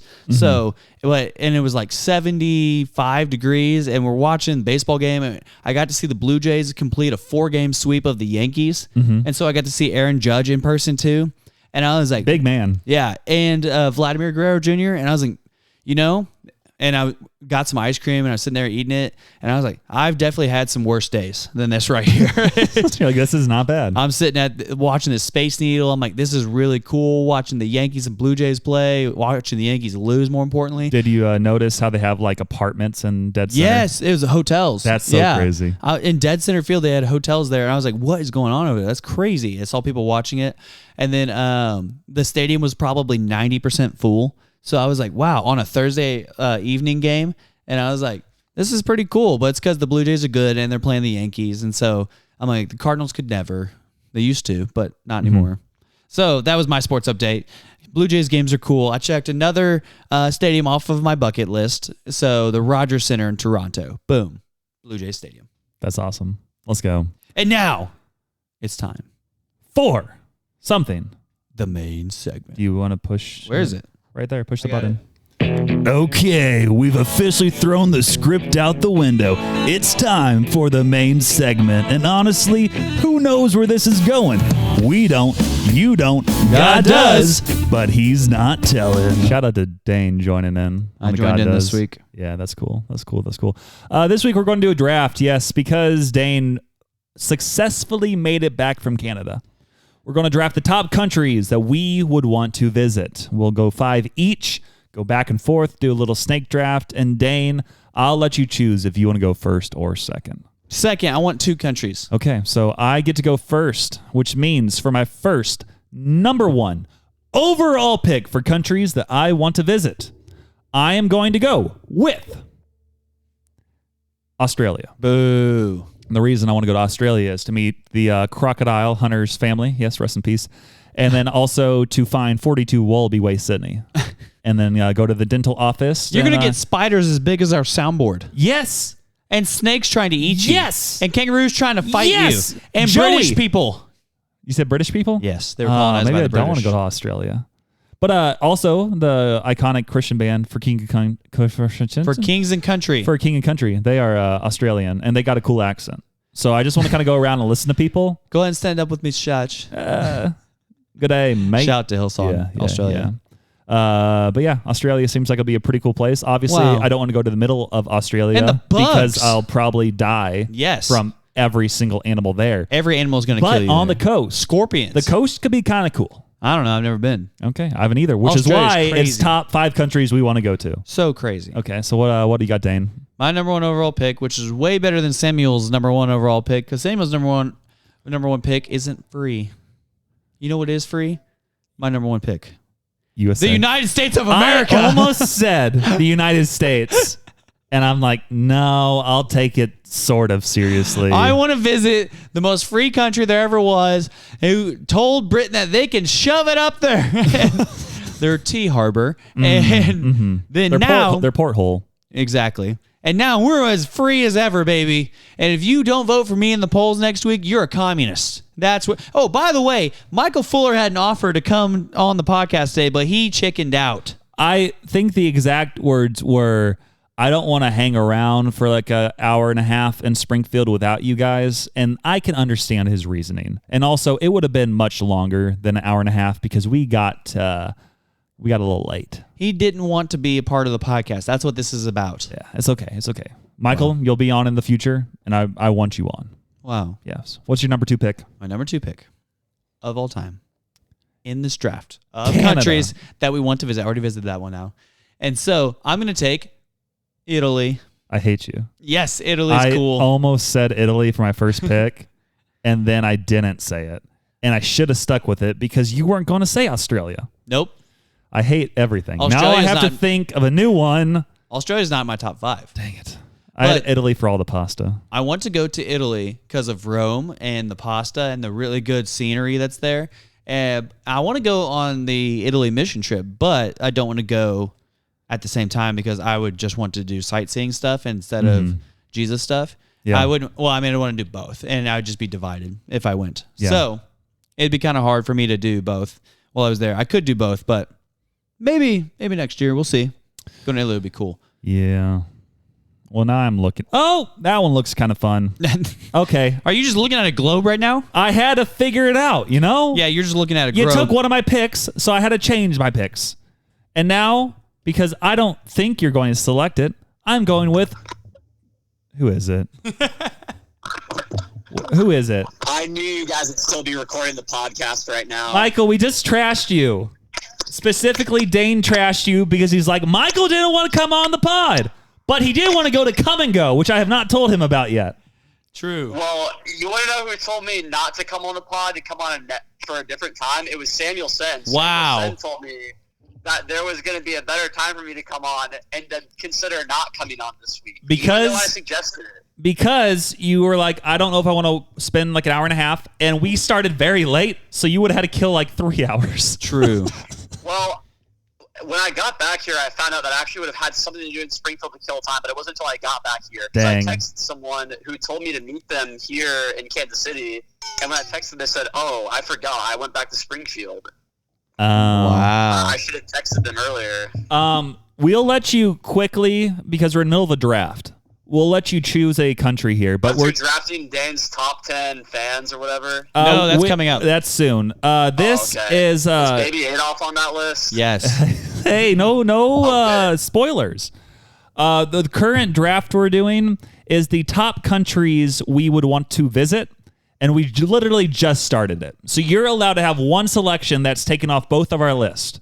If you would like to say your number one country you would want to visit in the The world? beautiful country of Hungary. It has a great countryside, Okay. nice mountains, and great scenery. Mm-hmm.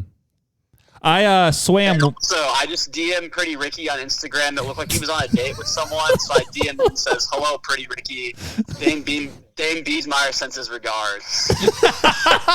He's definitely going to text me about that. That's so wild. Yeah, I literally just saw, I was scrolling Instagram, just resting on my couch, and I saw Pretty Ricky had a reel up, and it looked like he was on a date with a woman. And I think I know who this particular woman is. I think I'm pretty good friends with this particular individual's father. You are. So, yes, I am. So I decided to DM said Pretty Ricky, and I said, "Hello, Pretty Ricky. Dane Biesmeyer sends his regards." No, they're dating. So, yeah. They are. Wow. Yeah, they've been dating I never saw that one coming. They've been dating for 4 or 5 months. Really? Well, yeah. I guess she's got a reason to stay in Springfield and not come back to Columbia then. Although I will miss seeing her. She's a pretty fun person to hang out with. Uh-oh. Oh. You know, maybe this means Pretty Ricky and this individual can go on an adventure together sometime when they come up to visit their family. Yeah, he already visited her family, so it's getting like pretty crazy. It's getting Pretty Ricky. Yeah, we're going to lose a roommate again. No, say it ain't so. What's Nah, this I don't know. operation called? Is this operation called Operation Rising Sun? No. I have a new operation, Is it called though. Operation Summer's End? Maybe. We're not talking about her end. Whoa. Or Operation Summer's Fall? Summer's fall. It's not going to fall. We can't let it fall. Summer may not fall, but summer is all. All right, Michael, we're getting back to the draft. Thank you for calling, though. You're welcome.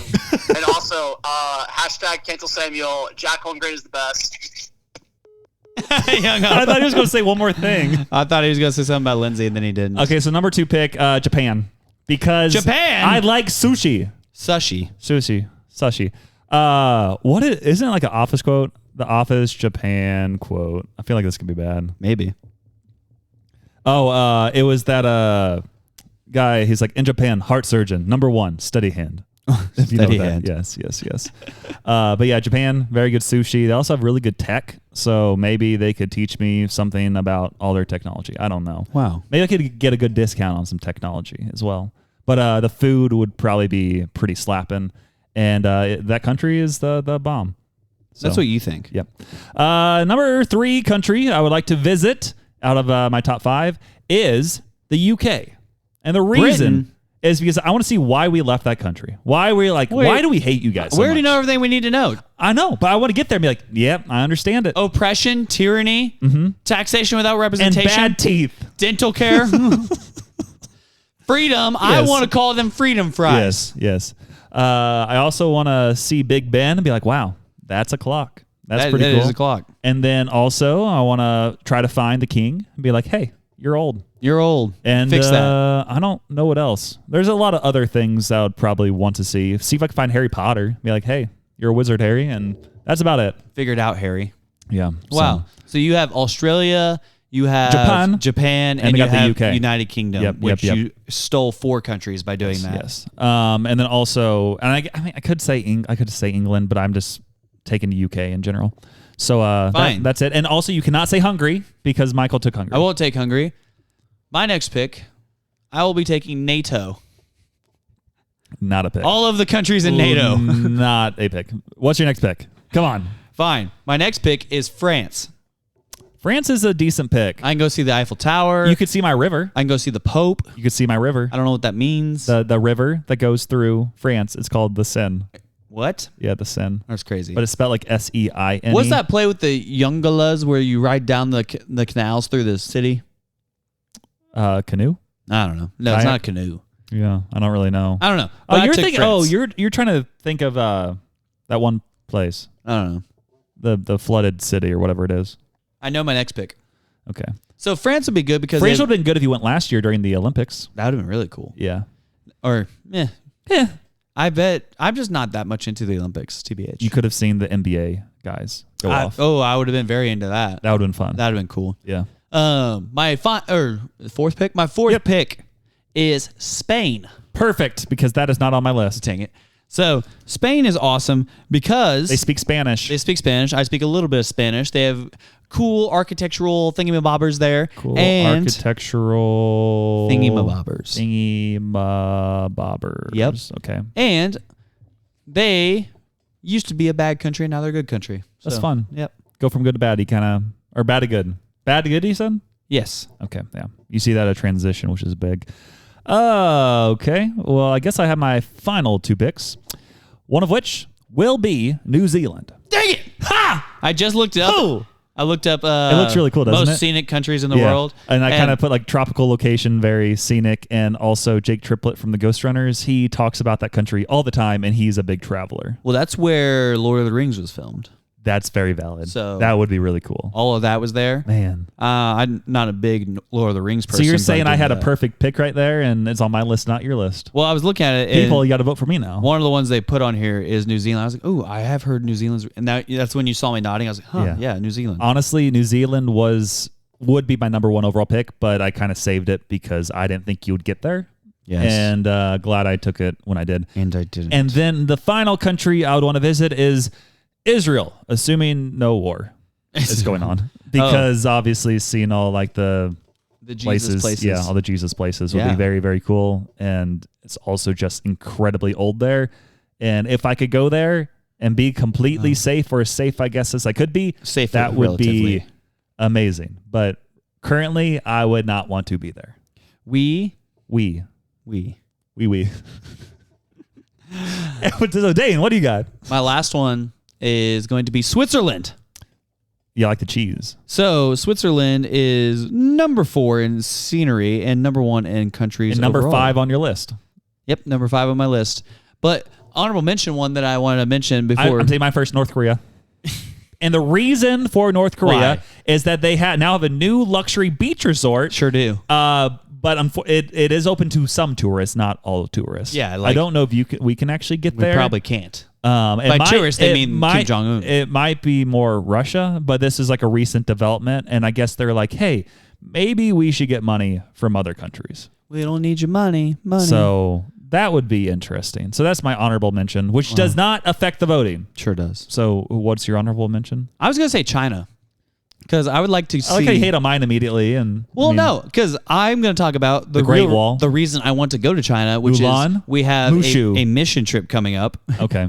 And I want to go on that mission trip to China. But you have to be very careful. See if I get arrested. Yeah. You have to be like, we are here to visit friends. Man, 100%. I don't think I'm coming back if I go there. Yeah, you wouldn't do well. That's wild. My grandpa went to a mission trip in Mongolia back in the day. I believe. That's not America. Nope, but it's right next to China. It is next to China. And then I think they helped teach basketball, and my grandpa probably at that time was like 6'7", and he was probably literally a giant. We were playing kickball with 6th graders at 6th grade Bible study the other day. Yeah. And they said, we don't know how to play kickball, like half the kids. I was like, That's because they're on their iPads. True. I said, what do you mean you don't know how to play kickball? And I said, oh, it's easy. It's just like baseball, but you kick it. And they said, how do you play that? I was like, what do you mean? What are you... How do you not know? I was like, this is insane. And the other half of kids really knew how to play. And I was like... I honestly do not know what... I don't know how it's possible not to know. They kicked it, and I'd tell them where to run every time.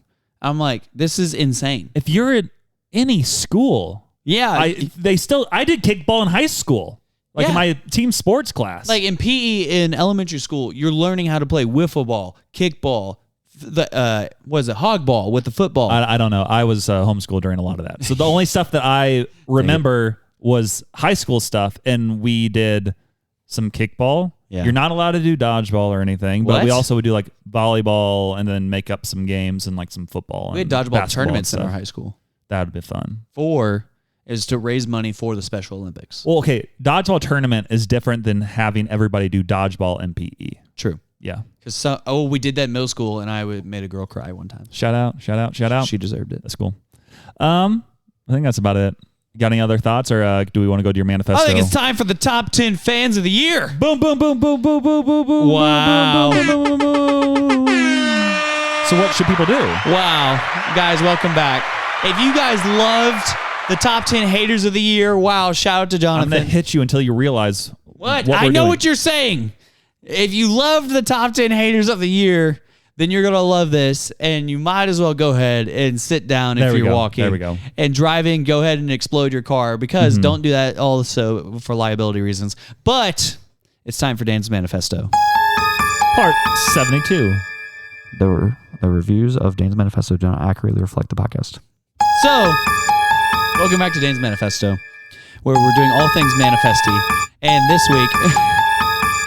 Last week was the top 10 haters, and many of you were surprised by our brand new hater. And now this year we have our top 10 fans. Did Dane forget to do the top 10 fans? Yes, he did. No, he did not. He definitely had the list prepped and ready. But then he wrote them down as soon as he got here, and he likes the list that we have here. You had them by heart. You had them in there. And we do as we always do at the very beginning of a haters of the year or fans of the year list. This is the second annual top 10 fans of the year. And honorable mentions go out to Dak Prescott. Oh. What a guy. Nice guy. Yes.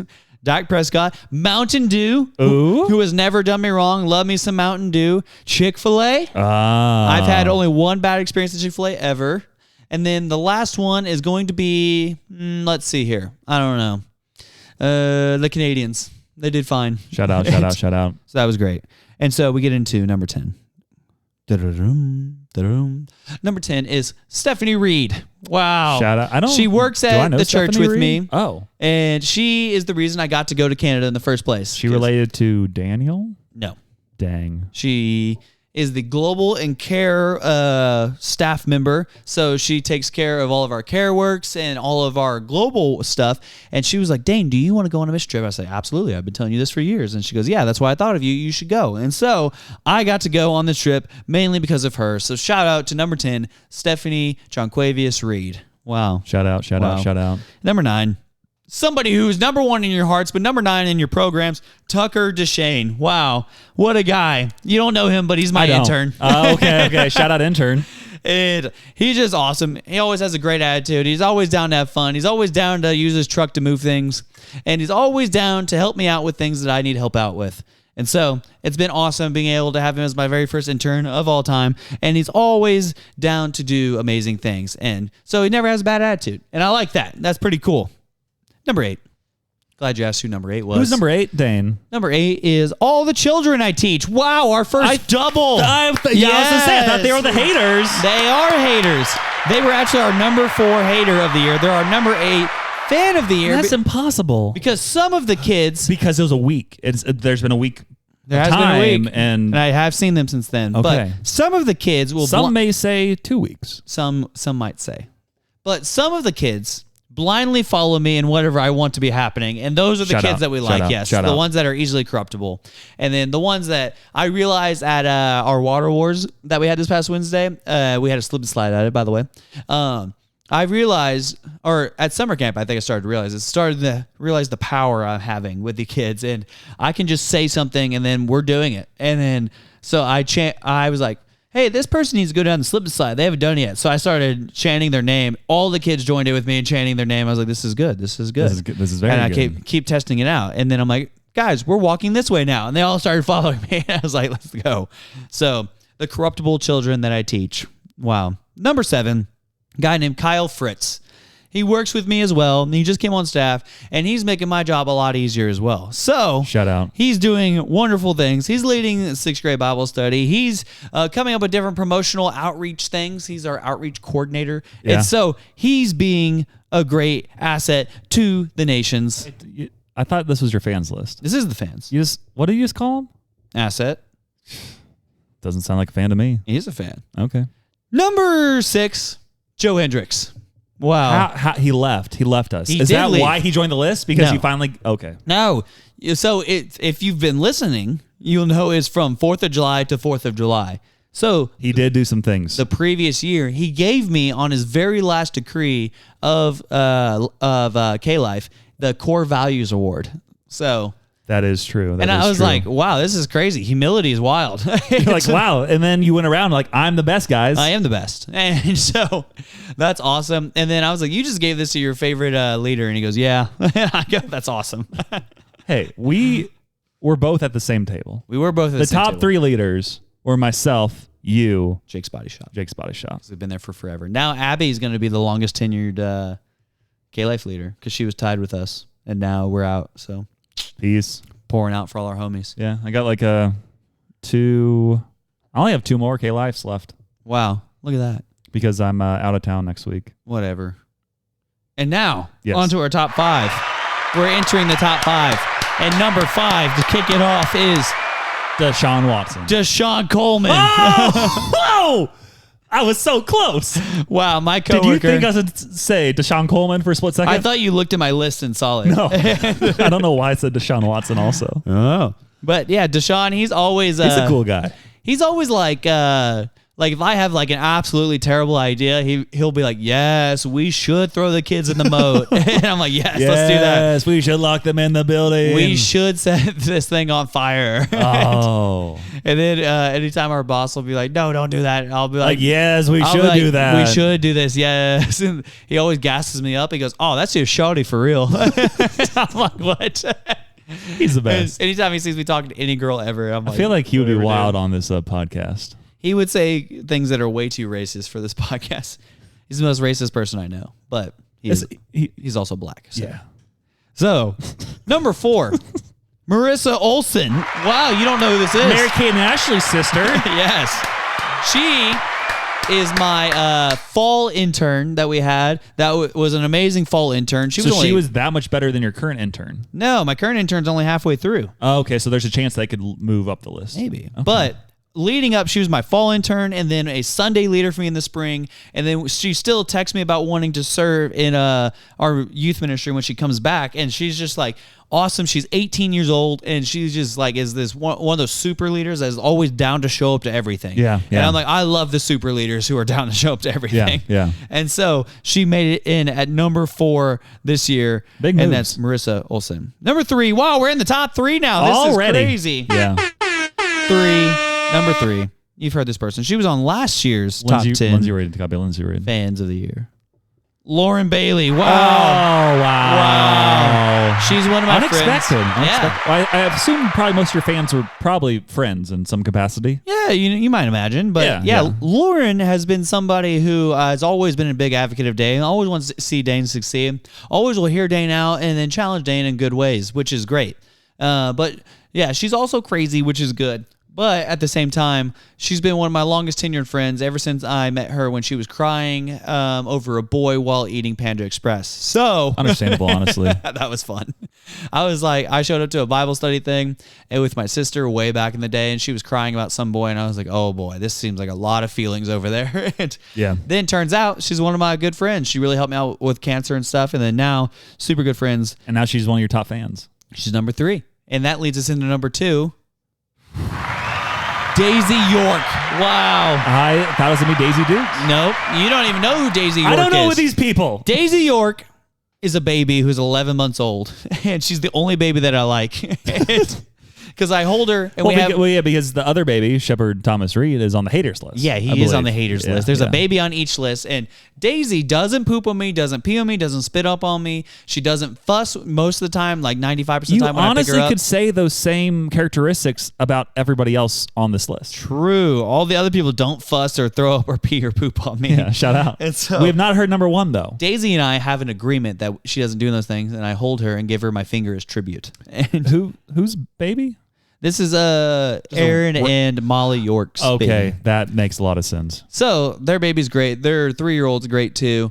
And so I've known the dad for a long time, and I've known the mom for a decent amount of time. Yeah. And so that's pretty cool. But you've known the baby her whole life. Her whole life, yeah. And also... Does she call you Uncle Dane yet? No, she can't talk yet. Her first words will be like, Uncle Dane. Which I learned from holding her, that babies can't talk yet at this age. But also... I served in babies for the first time ever this past Sunday. I got tricked into it. And, because I found out that it was a family gathering at the last second, so there was no youth ministry that day. So I was like, hey, I'll go to the first gathering, then I'll serve in kids at the second one, and then serve in kids at the third one. At least it's good for you, though. Why? Because you get all the benefits in serving the baby ministry because you're not allowed to change diapers. True. Yeah, so you just get to hold the babies. Get to hold the babies and play with the babies, and then don't have to do the dirty work. Ended up being really cool because I served in pre-K in the second gathering, which I was like, okay, whatever. I've done this before. Yeah. And then I was like, hey, Lemons, which is the name of the person who does it, who runs the kids ministry. I was like, where do you want me for the second one? She goes, you're staying? And I go, yeah, might as well. I have nothing to do now that my ministry's canceled today. Yeah. She goes, here, come into the baby's room. I go, oh man, no, I don't think I need that. And she goes, no, it'll be great. You're with this person. And I was like, okay, it was old person. And then we talked a little bit, and then another person came in with us, and then they were like, we had 4 babies, and all I did was hold one the entire time named Spencer, and she just slept the whole time. And I was like, wow, this isn't so bad. That's awesome. And they said, yeah, you got it kind of easy. And I was like, no, I'm just great with babies. Yeah. And now everybody's like, you're just naturally talented with babies. You're the baby whisperer. Women of Hill City, look at how great I am with babies. Every time I lift chairs or hold a baby and somebody's like, oh, you're so good with them, I go, yeah, tell your friends. Yes, please tell everyone. Please. That's all I ask. And that leads us to our number 1 fan of the year, which is all of my supporters who give me money. Yes. I kind of in the list sometimes. Wow, almost sometimes. I bring you down to do, which is money. That's not nothing. And so that's better than a lot of people. I'm your number 1 fan. Wow. Anybody who's given me money in the past year, wow, thank you so much. You're keeping the dream alive. Are you saying that other people can also be your number 1 fan? They sure can if they just Venmo Dane-Biesmeyer. Or if they click the link in the bio. That too. Dane would like to make more than not enough money. And so, yeah, that'd be great. But yeah, all the people who give me money, they don't have to give me money. They got families to feed, mouths to feed, babies to feed. And yet they're like, you know what? Dane needs something to eat too. We'll give him some dollars. And I was like, yes, thank you so much. And so then I get to go do all these things because of their dollars. And that's so awesome. Shout out to all the people who give me money. And this was the top 10 fans of the year. I'm really glad that I sort of made number 1 overall. Oh, everybody almost sort of made it. Let's go. Cool. Well, that has been part 72 of Dane's Manifesto. Wow. What time is it now? Sam's little known facts, out of the box and off the tracks. Oddball genius that knows about tax. Sam's little known facts, and he never listens to Jack. Don't listen to Jack. Welcome to part 18 of Samuel's little known facts. These are going to be kind of quick and kind of relevant, so listen in. Number 1, babies are born with 275 to 300 bones. I knew that. By the time they're adults, they only have 206, though. True. What happened to those bones? I don't know. I don't know. I think they like fuse into one another, right? That's what it says. Yeah. Some bones fuse together as they grow. But I like to just imagine there's like a little bone thief, and they go in there and just like take them. That's what I do like when middle of the night. When I hold the babies, I'm like, there's no way you got 300 bones in there. Where are they I don't understand. I got 206. Show me the bones.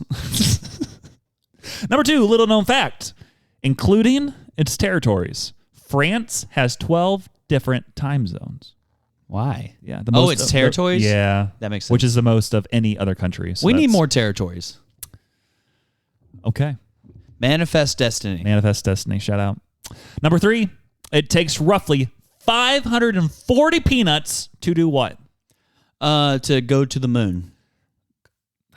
That might also be right. I have that it makes 1 jar of peanut butter. Dang it. If you have 540 peanuts. How are peanuts grown? Are they grown in the ground? I think so. Or on a tree? I think it's both. I don't know. I think they're like roots, right? I think they just make them in the labs. I don't want to look this up. I want to just purely guess. I feel like it's a peanut tree. No. It's got to be a root. You think so? Or like a vine, maybe? No, not a vine. It's got to be a root. Like you pull it up like a turnip. It says the peanut plant produces flowers that are pollinated by bees. Bees aren't real. Yeah, they're definitely like picked, I think. With bees are government bees. You know, bees aren't real. I'll search peanuts plant. Let's look at this. Not really these quick. Government bees. Yeah, it looks like it's like just like a random plant that has nuts on it. Not the government bees. That doesn't even look real. That looks fake. It is fake, but it is real. It is real. Speaking of Israel, that was one of my countries. Wow. Okay, so besides that, number 4, a little known fact. In 1971, astronaut Alan Shepard played golf on the moon. Shepard did? Shepard Thomas Reed? Alan Shepard. Yeah. Wow. Shepard Alan Thomas Reed? Yeah.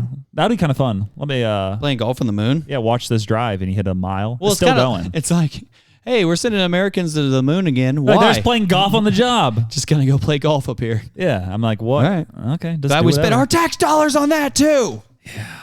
So besides that, my final little known fact is ferret legging is an endurance sport in which competitors attempt to keep ferrets trapped in their pants for as long as possible. Oh boy. And I think you would be the best at that. I think Jack Holmgren would be the best at that. Because and Michael Fuller. I think both of them, I think Michael Fuller would like it, and then Jack just wouldn't feel it. Jack doesn't believe in ferrets because he'd be like, I've seen bigger ferrets than this around these parts. Yeah, they're called alligators. Oh, alligators. Yeah, he probably has alligator leggings. He does have leggings. He does wear leggings. So, yes. I mean, if you have leggings, it'll keep the ferrets trapped to your skin. He wears leggings like a girl. He does. Man, he is a girl. He is a girl. So that's been part 18 of Samuel's little known facts. And you can click the button if you like. Hold on. I have to find it. Let's see if you click it. And now, it's time for Jokes with Jack. Why should you wear glasses to a math class? To help with division. Did you say meth class? And now, it's time for Jokes with Jack. He said math class. I heard meth. Meth. I mean, still checks out. Being True. Yeah. Division. Love those jokes. Wow. And then we can dig into this, I guess, a little bit. We have some voice memos from Lindsey Reed. It's already a long episode, so why not make it a little bit longer? No idea what she's about to say here, but I guess we'll dig into it. This is Lindsey Reed, and I have a lot to say. This weekend, I saw Dane for the first time since March. Did you give her his letter? July weekend. He came back from Canada. Oh, no. His new haircut does look good, and I told him that, and I can't remember what he said. When he was leaving, and I wasn't going to see him again for who knows how long, I tried to give him a hug, and he literally fist bumped me, and I don't know, did some little finger crawl up my arm and go squirrel, refused to hug me, acted weird, and then left, which is just classic Dane. He also got Shepard a souvenir from Canada, which was really thoughtful of him, but somehow it's always like still an insult to some extent, you know, because he can't just be nice. He got Shepard this little miniature stuffed animal beaver that has these huge buck teeth and goes, yeah, this reminded me of him. And on the back of it, my favorite part says, not for children under 3 years old, choking hazard. And my stepsister goes, did Dane even read this? I said, no, why would he do that? He's illiterate. Anyway, that's my first part of that. Oh, Dane and I were supposed to play Monopoly and I was going to dominate him. And then Shepard just kept crying the whole time because he's teething and it was difficult and Dane other kids Shepard? want our attention and blah, blah, blah, blah, blah. So I did not get to play Monopoly with Dane. That was lame. Next, this is what grinds my gears. I have decided in the last couple of weeks to get back into running and Slow. Oh, sorry. slow and steady wins the race whenever you're coming out of retirement. However, running is now really hard on my body since having a child. Everything hurts. And not even this like, oh, I'm out of shape, whatever. Cardiovascularly, I'm fine. I'm doing fine running. I'm not getting like super tired or whatever. Just really quick, I feel like I need to play this. Yeah, Lindsey, whoa, just take it easy, man. I think it grinds your gears, so we'll get back to it. I'm scared. Can't breathe, blah, blah, blah, blah. But physically, I am not fully recovered, which is shocking because I'm 5.5 months postpartum. You would think that I would be good. I lift several days a week. I go on walks all the time, whatever. But there are certain lifts that I still cannot do, and with running, it's still pretty hard. It hurts pretty bad. Anyways, trying to get back into it, and this is kind of a shock to me because prior to pregnancy and during pregnancy, I was very active. I was lifting all the time, like 5 days a week. I was walking all the time. I was coaching cross country, so I was running with the middle schoolers. I was doing all the stuff, and then I had a baby, and it's just like, whoa, this is going to take a while. So slow and steady wins the race, I guess, but my goal is this fall to sign up for a 5K just for fun and just see what I can do without any serious training or anything like that. And still probably be faster than Dane. Shut up. Just not true. Nobody can be faster than Dane. Nobody can? But also, yeah, Shepard did look like that beaver. So, and no, I didn't read the back of the thing. Why was it a choking hazard? I don't know. It's like that big. Oh, I mean, that's pretty small. It's not that. It's like the size of your hand. Okay, it was smaller than my hand. Yeah. But about the size of Lindsey's hand. But she got long, like, noodle fingers. Speaking of noodle fingers, here's another part from Voice Memos with Lindsey. Okay, story time. A few weeks ago, Dane mentioned that I had a fake ID in college, which is true. I actually had 3 of them. They all got taken. Shut up.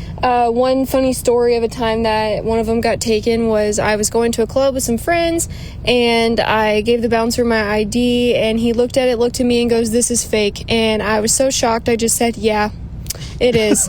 And he took it, and I said, "Can I have it back?" And he said, you can have it back for $20. And I was like, man, I literally only have $20.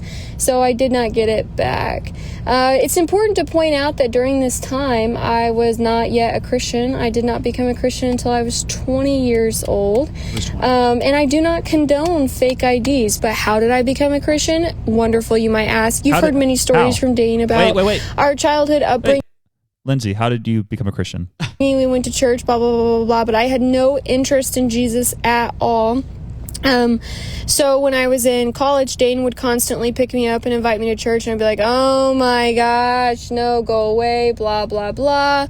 And then my sophomore year of college, I was dating a guy, and a drug dealer. We both were runners. I ran for Missouri State and he ran for Drury. Yeah. And my college coach invited my entire team to church with he and his family for Easter. And so I invited my boyfriend. We went, whatever. That was like where I clearly heard the gospel. I'm sure I'd heard the gospel before, but like my ears and eyes were actually open and available, and my heart was softened, whatever.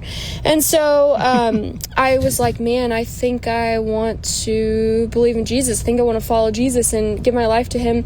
And so I started having a conversation with my boyfriend. I just said, hey, do you believe in God? And he said, not really. And I said, okay, do you ever foresee yourself believing in God? And he said, probably not, but I can't say for sure because you can't predict the future. And I just said, okay. And that was kind of the end of that conversation. And I was starting to realize, man, we really don't value the same thing here. So I really don't think this is going to work out. But I just was not strong enough on my own to just in the relationship at the time. It was definitely like a comfort and an idol. And so I prayed and I just said, God, I don't know you, but I really want to know you. And I don't even know what I'm supposed to say here, but I'm just not strong enough to just do this on my own. So take whatever you have to take. I just want to know you.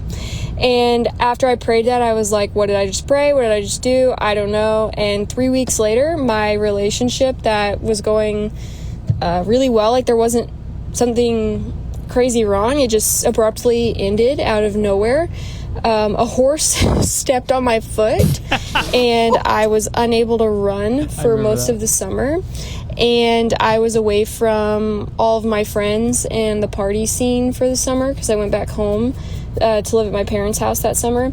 And so it was just kind of funny that the 3 things that I always went to for comfort or to fix my life or my problems, running, friends, partying, and relationships, completely vanished. And so I was just left alone to be with God. It was a perfect ordeal. In that fall, I started going to church at Hill City, where Dane works now.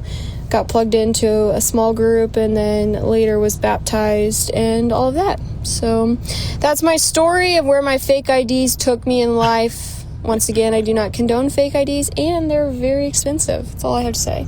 Do you think she still has her other 2 fake IDs? I don't know. We didn't get the answer to that. Yeah. But either way. Yeah. I remember it was, we came down here, and I started going to the Methodist church down here because that's the one. You got confused on the name. Well, that's like meth. Yeah. No, I would go because we would occasionally go to the Methodist church in Jeff City. We would go like anywhere from 3 to 6 times a year, not on Christmas and Easter.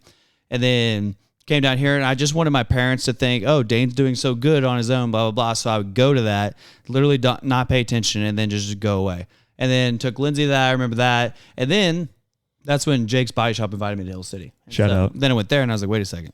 This one's cool. And then I was like, let's keep going. Lindsey does have one other quick voice. Lindsey did get stepped on by a horse because the cat scared the goat that scared the horse. And had a knife in the library with Mr. Green. Okay, I'm listening to last week's episode of the pod. I literally did not have gestational diabetes. Like, literally, what is Dane talking about? She told me she had that. They thought I had preeclampsia, Dane, which is not gestational diabetes in the slightest. So get your facts straight. That's all she has for us. Well, I this week. definitely told somebody who is pregnant that has gestational diabetes that you also had it and to reach out to you. So definitely did that. She also said, also make sure to let the pod know that listening to Dane try to read is like my former students reading at a 3rd grade level. I can't read. What was I trying to read on the pod last week? It's just every week, whenever you try to read anything, it just goes poorly. Reading is unreal hard. Like, unreal. Here's the thing. I've worked on this theory a lot. Reading is the least efficient way to learn something. I've been saying this, I think, a little bit, but why would you read when you can make a video? Make a video, guys, and tell me the things. You can take in a lot more with reading. Because if a video had everything you would read, it would be a very long video. I'd watch the video. You can present so much more information in less time. It would be like a documentary you would have to watch. Yeah, like a long documentary to get everything from a book. I've learned that's why the Harry Potter books are like, 300 pages? Yeah. They only make like 3-hour movies, and people complain because it's like, that's not true to the story. They miss tons of details. That's because the Harry Potter books are racist. I'm just giving you an example. It could be for any book. Reading is racist. So we have some Insta messages. No, we don't. We already read those. We have Spotify responses from past episodes. I'll go to an older episode first, episode 130. Elizabeth Virgil and Joshua Schmitz jumped in and left some comments. Elizabeth Virgil said, "Thanks for reading my youth group story. The homeschool girl was just supposed to be one of the people who sat in the back on the stage to change." Did I read this? Do you remember this? No. Okay. On the stage to change out the props, but instead of hiding between scenes, she just sat in the middle and picked at her feet. I was trying to focus on the Easter drama, but it was very distracting. Dane, always love your passion in presenting your verse/message. You so clearly have a call from God to minister. Keep up the good work. We shall see. Yes. They need to pay me more money. And then Joshua Schmitz also had a heartfelt message. He put, "Ticks are fake. They are fake. I said what I said." No, he has those government ticks up there, and he's a Fed. He's working for the federal government. Yeah. And then we have a poll from episode 131, which, as you know, Daniel Reed made an appearance, and he hated on Lindsey aggressively for buying a shirt. Yep. So naturally, the poll question was, should Lindsey buy a second shirt? Yes. And with 87.5% of the vote, people put most definitely. Oh, yeah. And one person, probably Daniel, put probs not. Yeah, I bet it was Lindsey and Daniel who voted on that one. And what were the other comments on that one? I wonder the Jack one read. There's a lot on here. So I'll read through these. Lauren put a Dane unblock me challenge. I don't even know what that means. Did you block her? I don't think so. And then Jack responded, censorship sounds like Dane's a communist. And then Reiner put, I'm with Dane on the middle school teacher defamation campaign for the non-5-star review. The punishment fits the crime. And we had more responses. Jack's response to that was hilarious. Jack put, youth pastor leads radical defamation campaign against a middle school student in Springfield, Missouri. Is an article I would definitely pay $49.99 a month to continue reading. If only we could make that happen. Yes. $49.99 is crazy. And then Angela Birdwell responded, I apologize on behalf of my son Ryder and for the voice memo that he sent on Sunday that hopefully I deleted correctly because he is definitely being a punk. You did delete it, Angela, and I never listened, and I want to know what he said. Big ups, Ryder. Don't give him big ups. He brought us below 5 stars for a bit.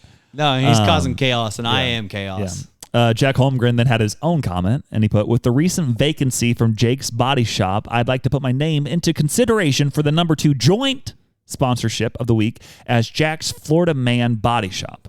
Thank you. And then he responded to his own comment, because why not? But also Samuel said, I've never pickled him before. Bring back Michael Fuller to make the pod family friendly again. We tried to, and he rejected us. Yeah, you heard it on the pod earlier. Yeah. So, and then Ellie Hoopy was the last person to leave a response on episode 131, and she put, good luck on your first flight, Dane. I flew for the first time in February, and my bags got flagged by TSA both times, but hopefully it's smooth sailing for you. No, I got patted down. He went on a plane. Yeah. And I did get my Diet Coke. Then we have episode 132 because we didn't read these before as well. And the poll question was, would you rather take $1 million right now or have 10 chances to hit a big league curveball for $20 million? What do you think the fans said? They said, give me the daddy hacks. No. 71.4% of people said, take the $1 million, I can't hit. And then 28.6% of people put, I'd go deep for $20 million.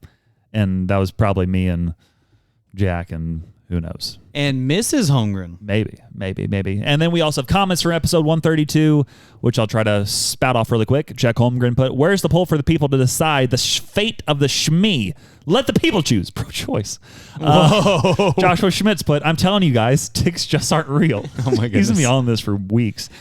I think it's Alex for AJ404. Maybe. As a Cowboys fan, Jerry Jones is consistently my number one most hated person of the year. The only success the Cowboys had under his ownership were the last couple of years under of the Jimmy Johnson dynasty that Jerry had no part in building and, in fact, actively dismantled. Yeah, it's crazy how bad he is at running the team, and we will never be successful as long as he is meddling in team affairs. I can't wait till he's gone. Oh, boy. Yeah, he fired Jimmy Johnson after the 93 season and then turned it over to what's-his-face? Somebody who sucked. Barry Switzer. That's who it was. And then they just haven't won anything since. Yeah, well, Barry won a Super Bowl in 95. Oh, he did? But it was with Jimmy's team. Yeah. So, Nat put, when do we get an Until Next Week After Dark podcast on Patreon where I can hear the truly unhinged side of Dane and Samuel? Well, we need Samuel to set it up, but we need Samuel to figure out how to make clips first. I have to do everything. And then finally, Ali Hoopy put, Dane, my favorite holiday is also the 4th of July. 4th of July. Is that what you said? I said 4th of July. Because she put July and then put U.S. after. U.S.?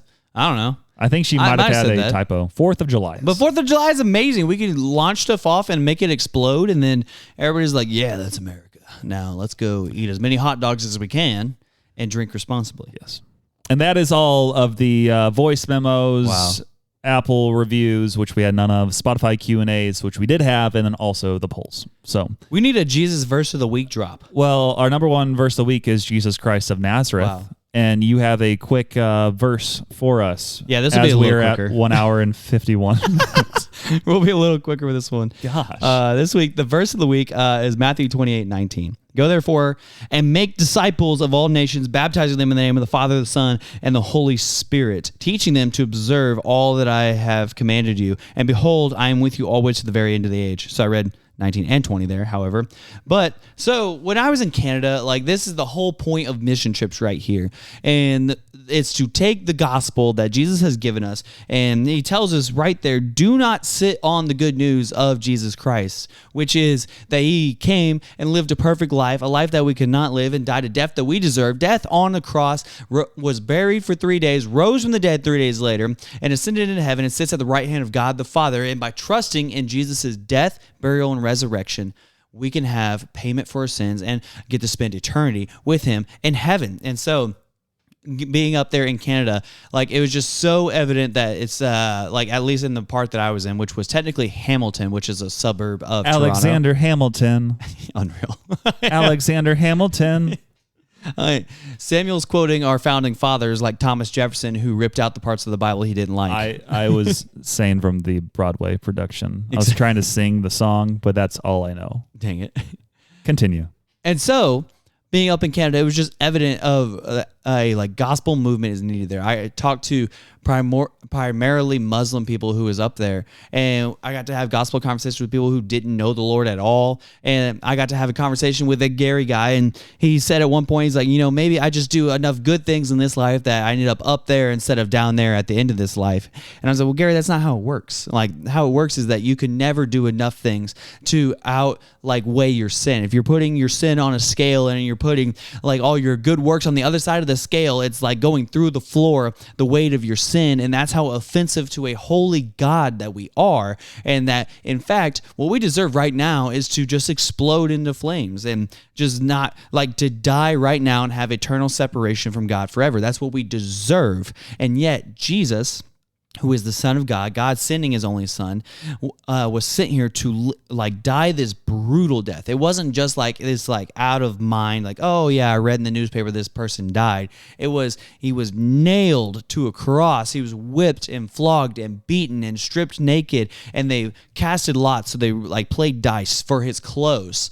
And then they were mocking him, spitting on him, jeering him. They were putting a crown of thorns on his head and pushing the thorns into his temple. And they would say, are you not the King of the Jews? Are you not the Son of God? Get yourself down from here. And Jesus, knowing perfectly well that he could do that if he wanted to, but he knew that this had to be the way that he had to die. And so, likewise, when we go out on these mission trips, when we go into our backyard, when we meet our neighbor, it's this very like just mission mindset. Like you're not like living just a life. You're on a mission trip all day, every day, where you're going into your workplaces, you're going into your homes, into your schools, into your neighborhoods, and saying, hey, can I buy you a cup of coffee? Can I borrow your lawnmower? Do you want to use my car for something? By the way, I am really involved. What's something you really like to do? Oh, that's really cool. Let's talk about that. You know, something I really like to do? I really like to go to church. And do you go to church? And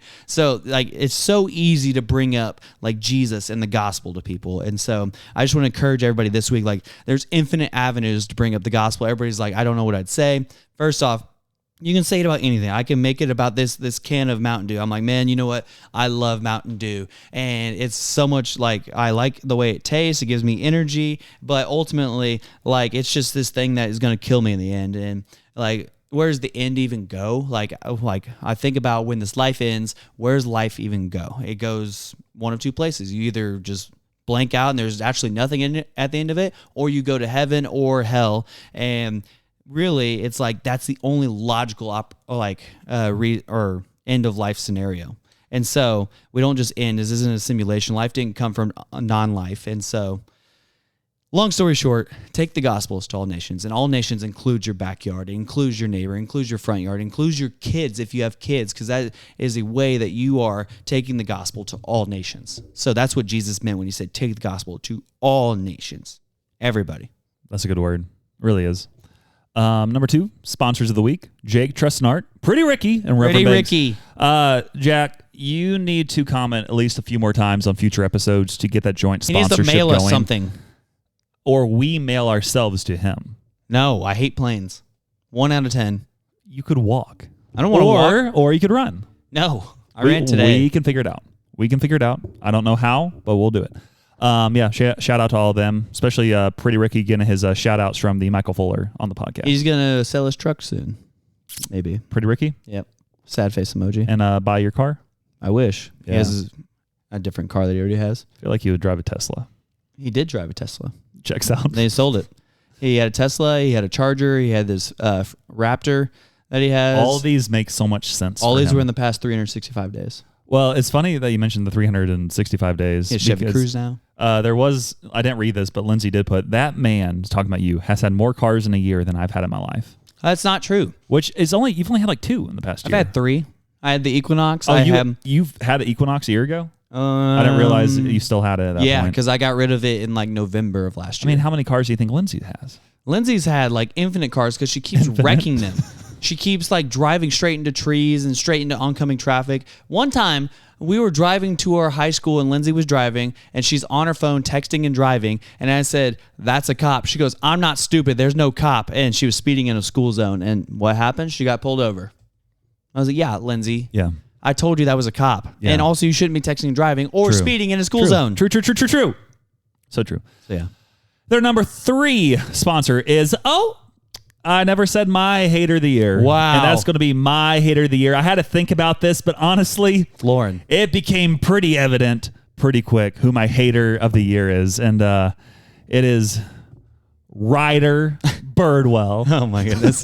Ryder. Yes. I was like, who's Ryder Birdwell? And I was like, who originally lowered our 5 stars down to whatever it was. And then fortunately, we got brought back up after Angela had to force him to change that rating because that was just disrespectful. See, this is what the youth of America is doing. It's the worst. But then, he left like a voice memo, which I never got to listen to because apparently it was horrible. And then Angela deleted it. So profane. Yes. And then she sent me a message and she, I guess this might have been what the voice memo said. And she said, so? He said, sorry, that's he said, she said, he said, she. Anyway, so he said, you think I am being a punk? I will create 100 fake accounts and I'll give them 1 ratings so you will never get a 5-star rating back. So that's what he said. I love Ryder now. Ryder's my favorite person. And then Angela put, he's being downright mean and needs a lot of prayer, apparently. No, I think that's hilarious. I don't want him to leave all those, but luckily he did make it 5 stars. But I'll make 100 fake accounts and bring down your little podcast. That would take so much time. I know, but he's a kid. He's got infinite time. He's like middle school, I think, maybe early high school, one of those. Kids have all the time in the world, so. Yeah, but he, I think, deserves my Hater of the Year award, and it all went, it was stressful. It hurt when I saw that we finally went below 5 stars, and it was just because they wanted to be a hater. It's not because someone genuinely 2 hours disliked. Yeah, this is a long episode. It wasn't genuinely because someone did not like the pod. It was just because he hated us. Little punk holes like you don't want you to eliminate a teensy bit of balance. So Ryder is my Hater of the Year. Wow. Hopefully he does not listen 2 hours into this and go to make 100 fake accounts. You hear that, Lauren? Samuel hates children. Did not say that. And then I'll just give a quick shout out to 2 other people I did not mention earlier. I played pickleball with Andrew again today. It was Andrew. Very rainy, so we were the only people there. Not that it was raining, but it had already rained, so there's like lots of little puddles. Yeah. Surprisingly, you can play pickleball pretty well in the rain as long as you got grippy shoes. I had grippy shoes.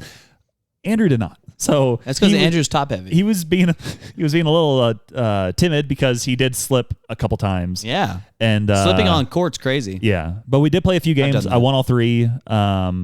But it was still a good time with Andrew. He needs to get better shoes though in the future. And then also shout out to Emily. What am I trying to say? Yeah, we went to Emily's house yesterday. Lauren. Emily Abbott. Yeah, Emily Abbott. We went to her house. She hosted myself, Lauren, Michael, and Morgan, and she got pizza for all of us, which was awesome. A very wide variety of Domino's. And then we also, Lauren brought like some pasta salad, and then we had like some drinks there. Because Lauren's gluten-free. As she ate all the pizza. Oh. But yeah, it was just a good time. And then we also played a couple of games, one of which was Tapple, which is... I don't know what that is. Basically, there's like... It's big on TikTok, I guess. And it's a wheel, and it has like a letter, like 22 letters of the alphabet. And you have a category. So I say like... But there's 26 letters. Types, I know, but for some reason they only put like 22 of them. They don't have like X or Z or like all letters the hard that ones, aren't... Q. Stuff like that. And it's like, this is a type of food. And you click... I'll say quiche. Quiche. And you'd click a Q. And then you click the button in the middle, which resets the timer. Then the next person has to say... I played this. Yeah. And then whenever someone gets stuck, then they're eliminated, and you keep going until there's one person, and then whoever wins gets the card, etc. So play that for a bit. Pretty fun. I think Lauren might have beat me by like 1 card. How dare you? Take. If we would have kept playing, I would have won. But she got 4 on the first hand because we went to 4 overtimes. Dang it. So that definitely put her out in front pretty early. So she destroyed you. Well, the first round, I got eliminated quickly. And then she just kept going more rounds with the other people out in our group. Samuel, end this podcast. Okay. And yeah, we had 2 fun. hours. And we played games and had food and stuff. Anyways, reach out if you want to make clips for us or buy a $30 shirt shipped to you, because we still have extras of all sizes except smalls. And maybe not mediums, but you can reach out and let us know, and I can check for you. Also, Friday Pickleball, as I've already mentioned, use the code Samuel14434 to get $5 off your order as long as you buy at least 2 paddles. Dane's ministry support link is in the bio, as we already mentioned. Keep telling your friends if you enjoy the podcast. Leave us 5 stars only, Ryder. And then also leave voice memos on Instagram. Follow us there or TikTok. And thank you again for listening to episode 133 of the Until Next Week podcast. This was a long one. Baja Blast Tropical Lime. Pretty good.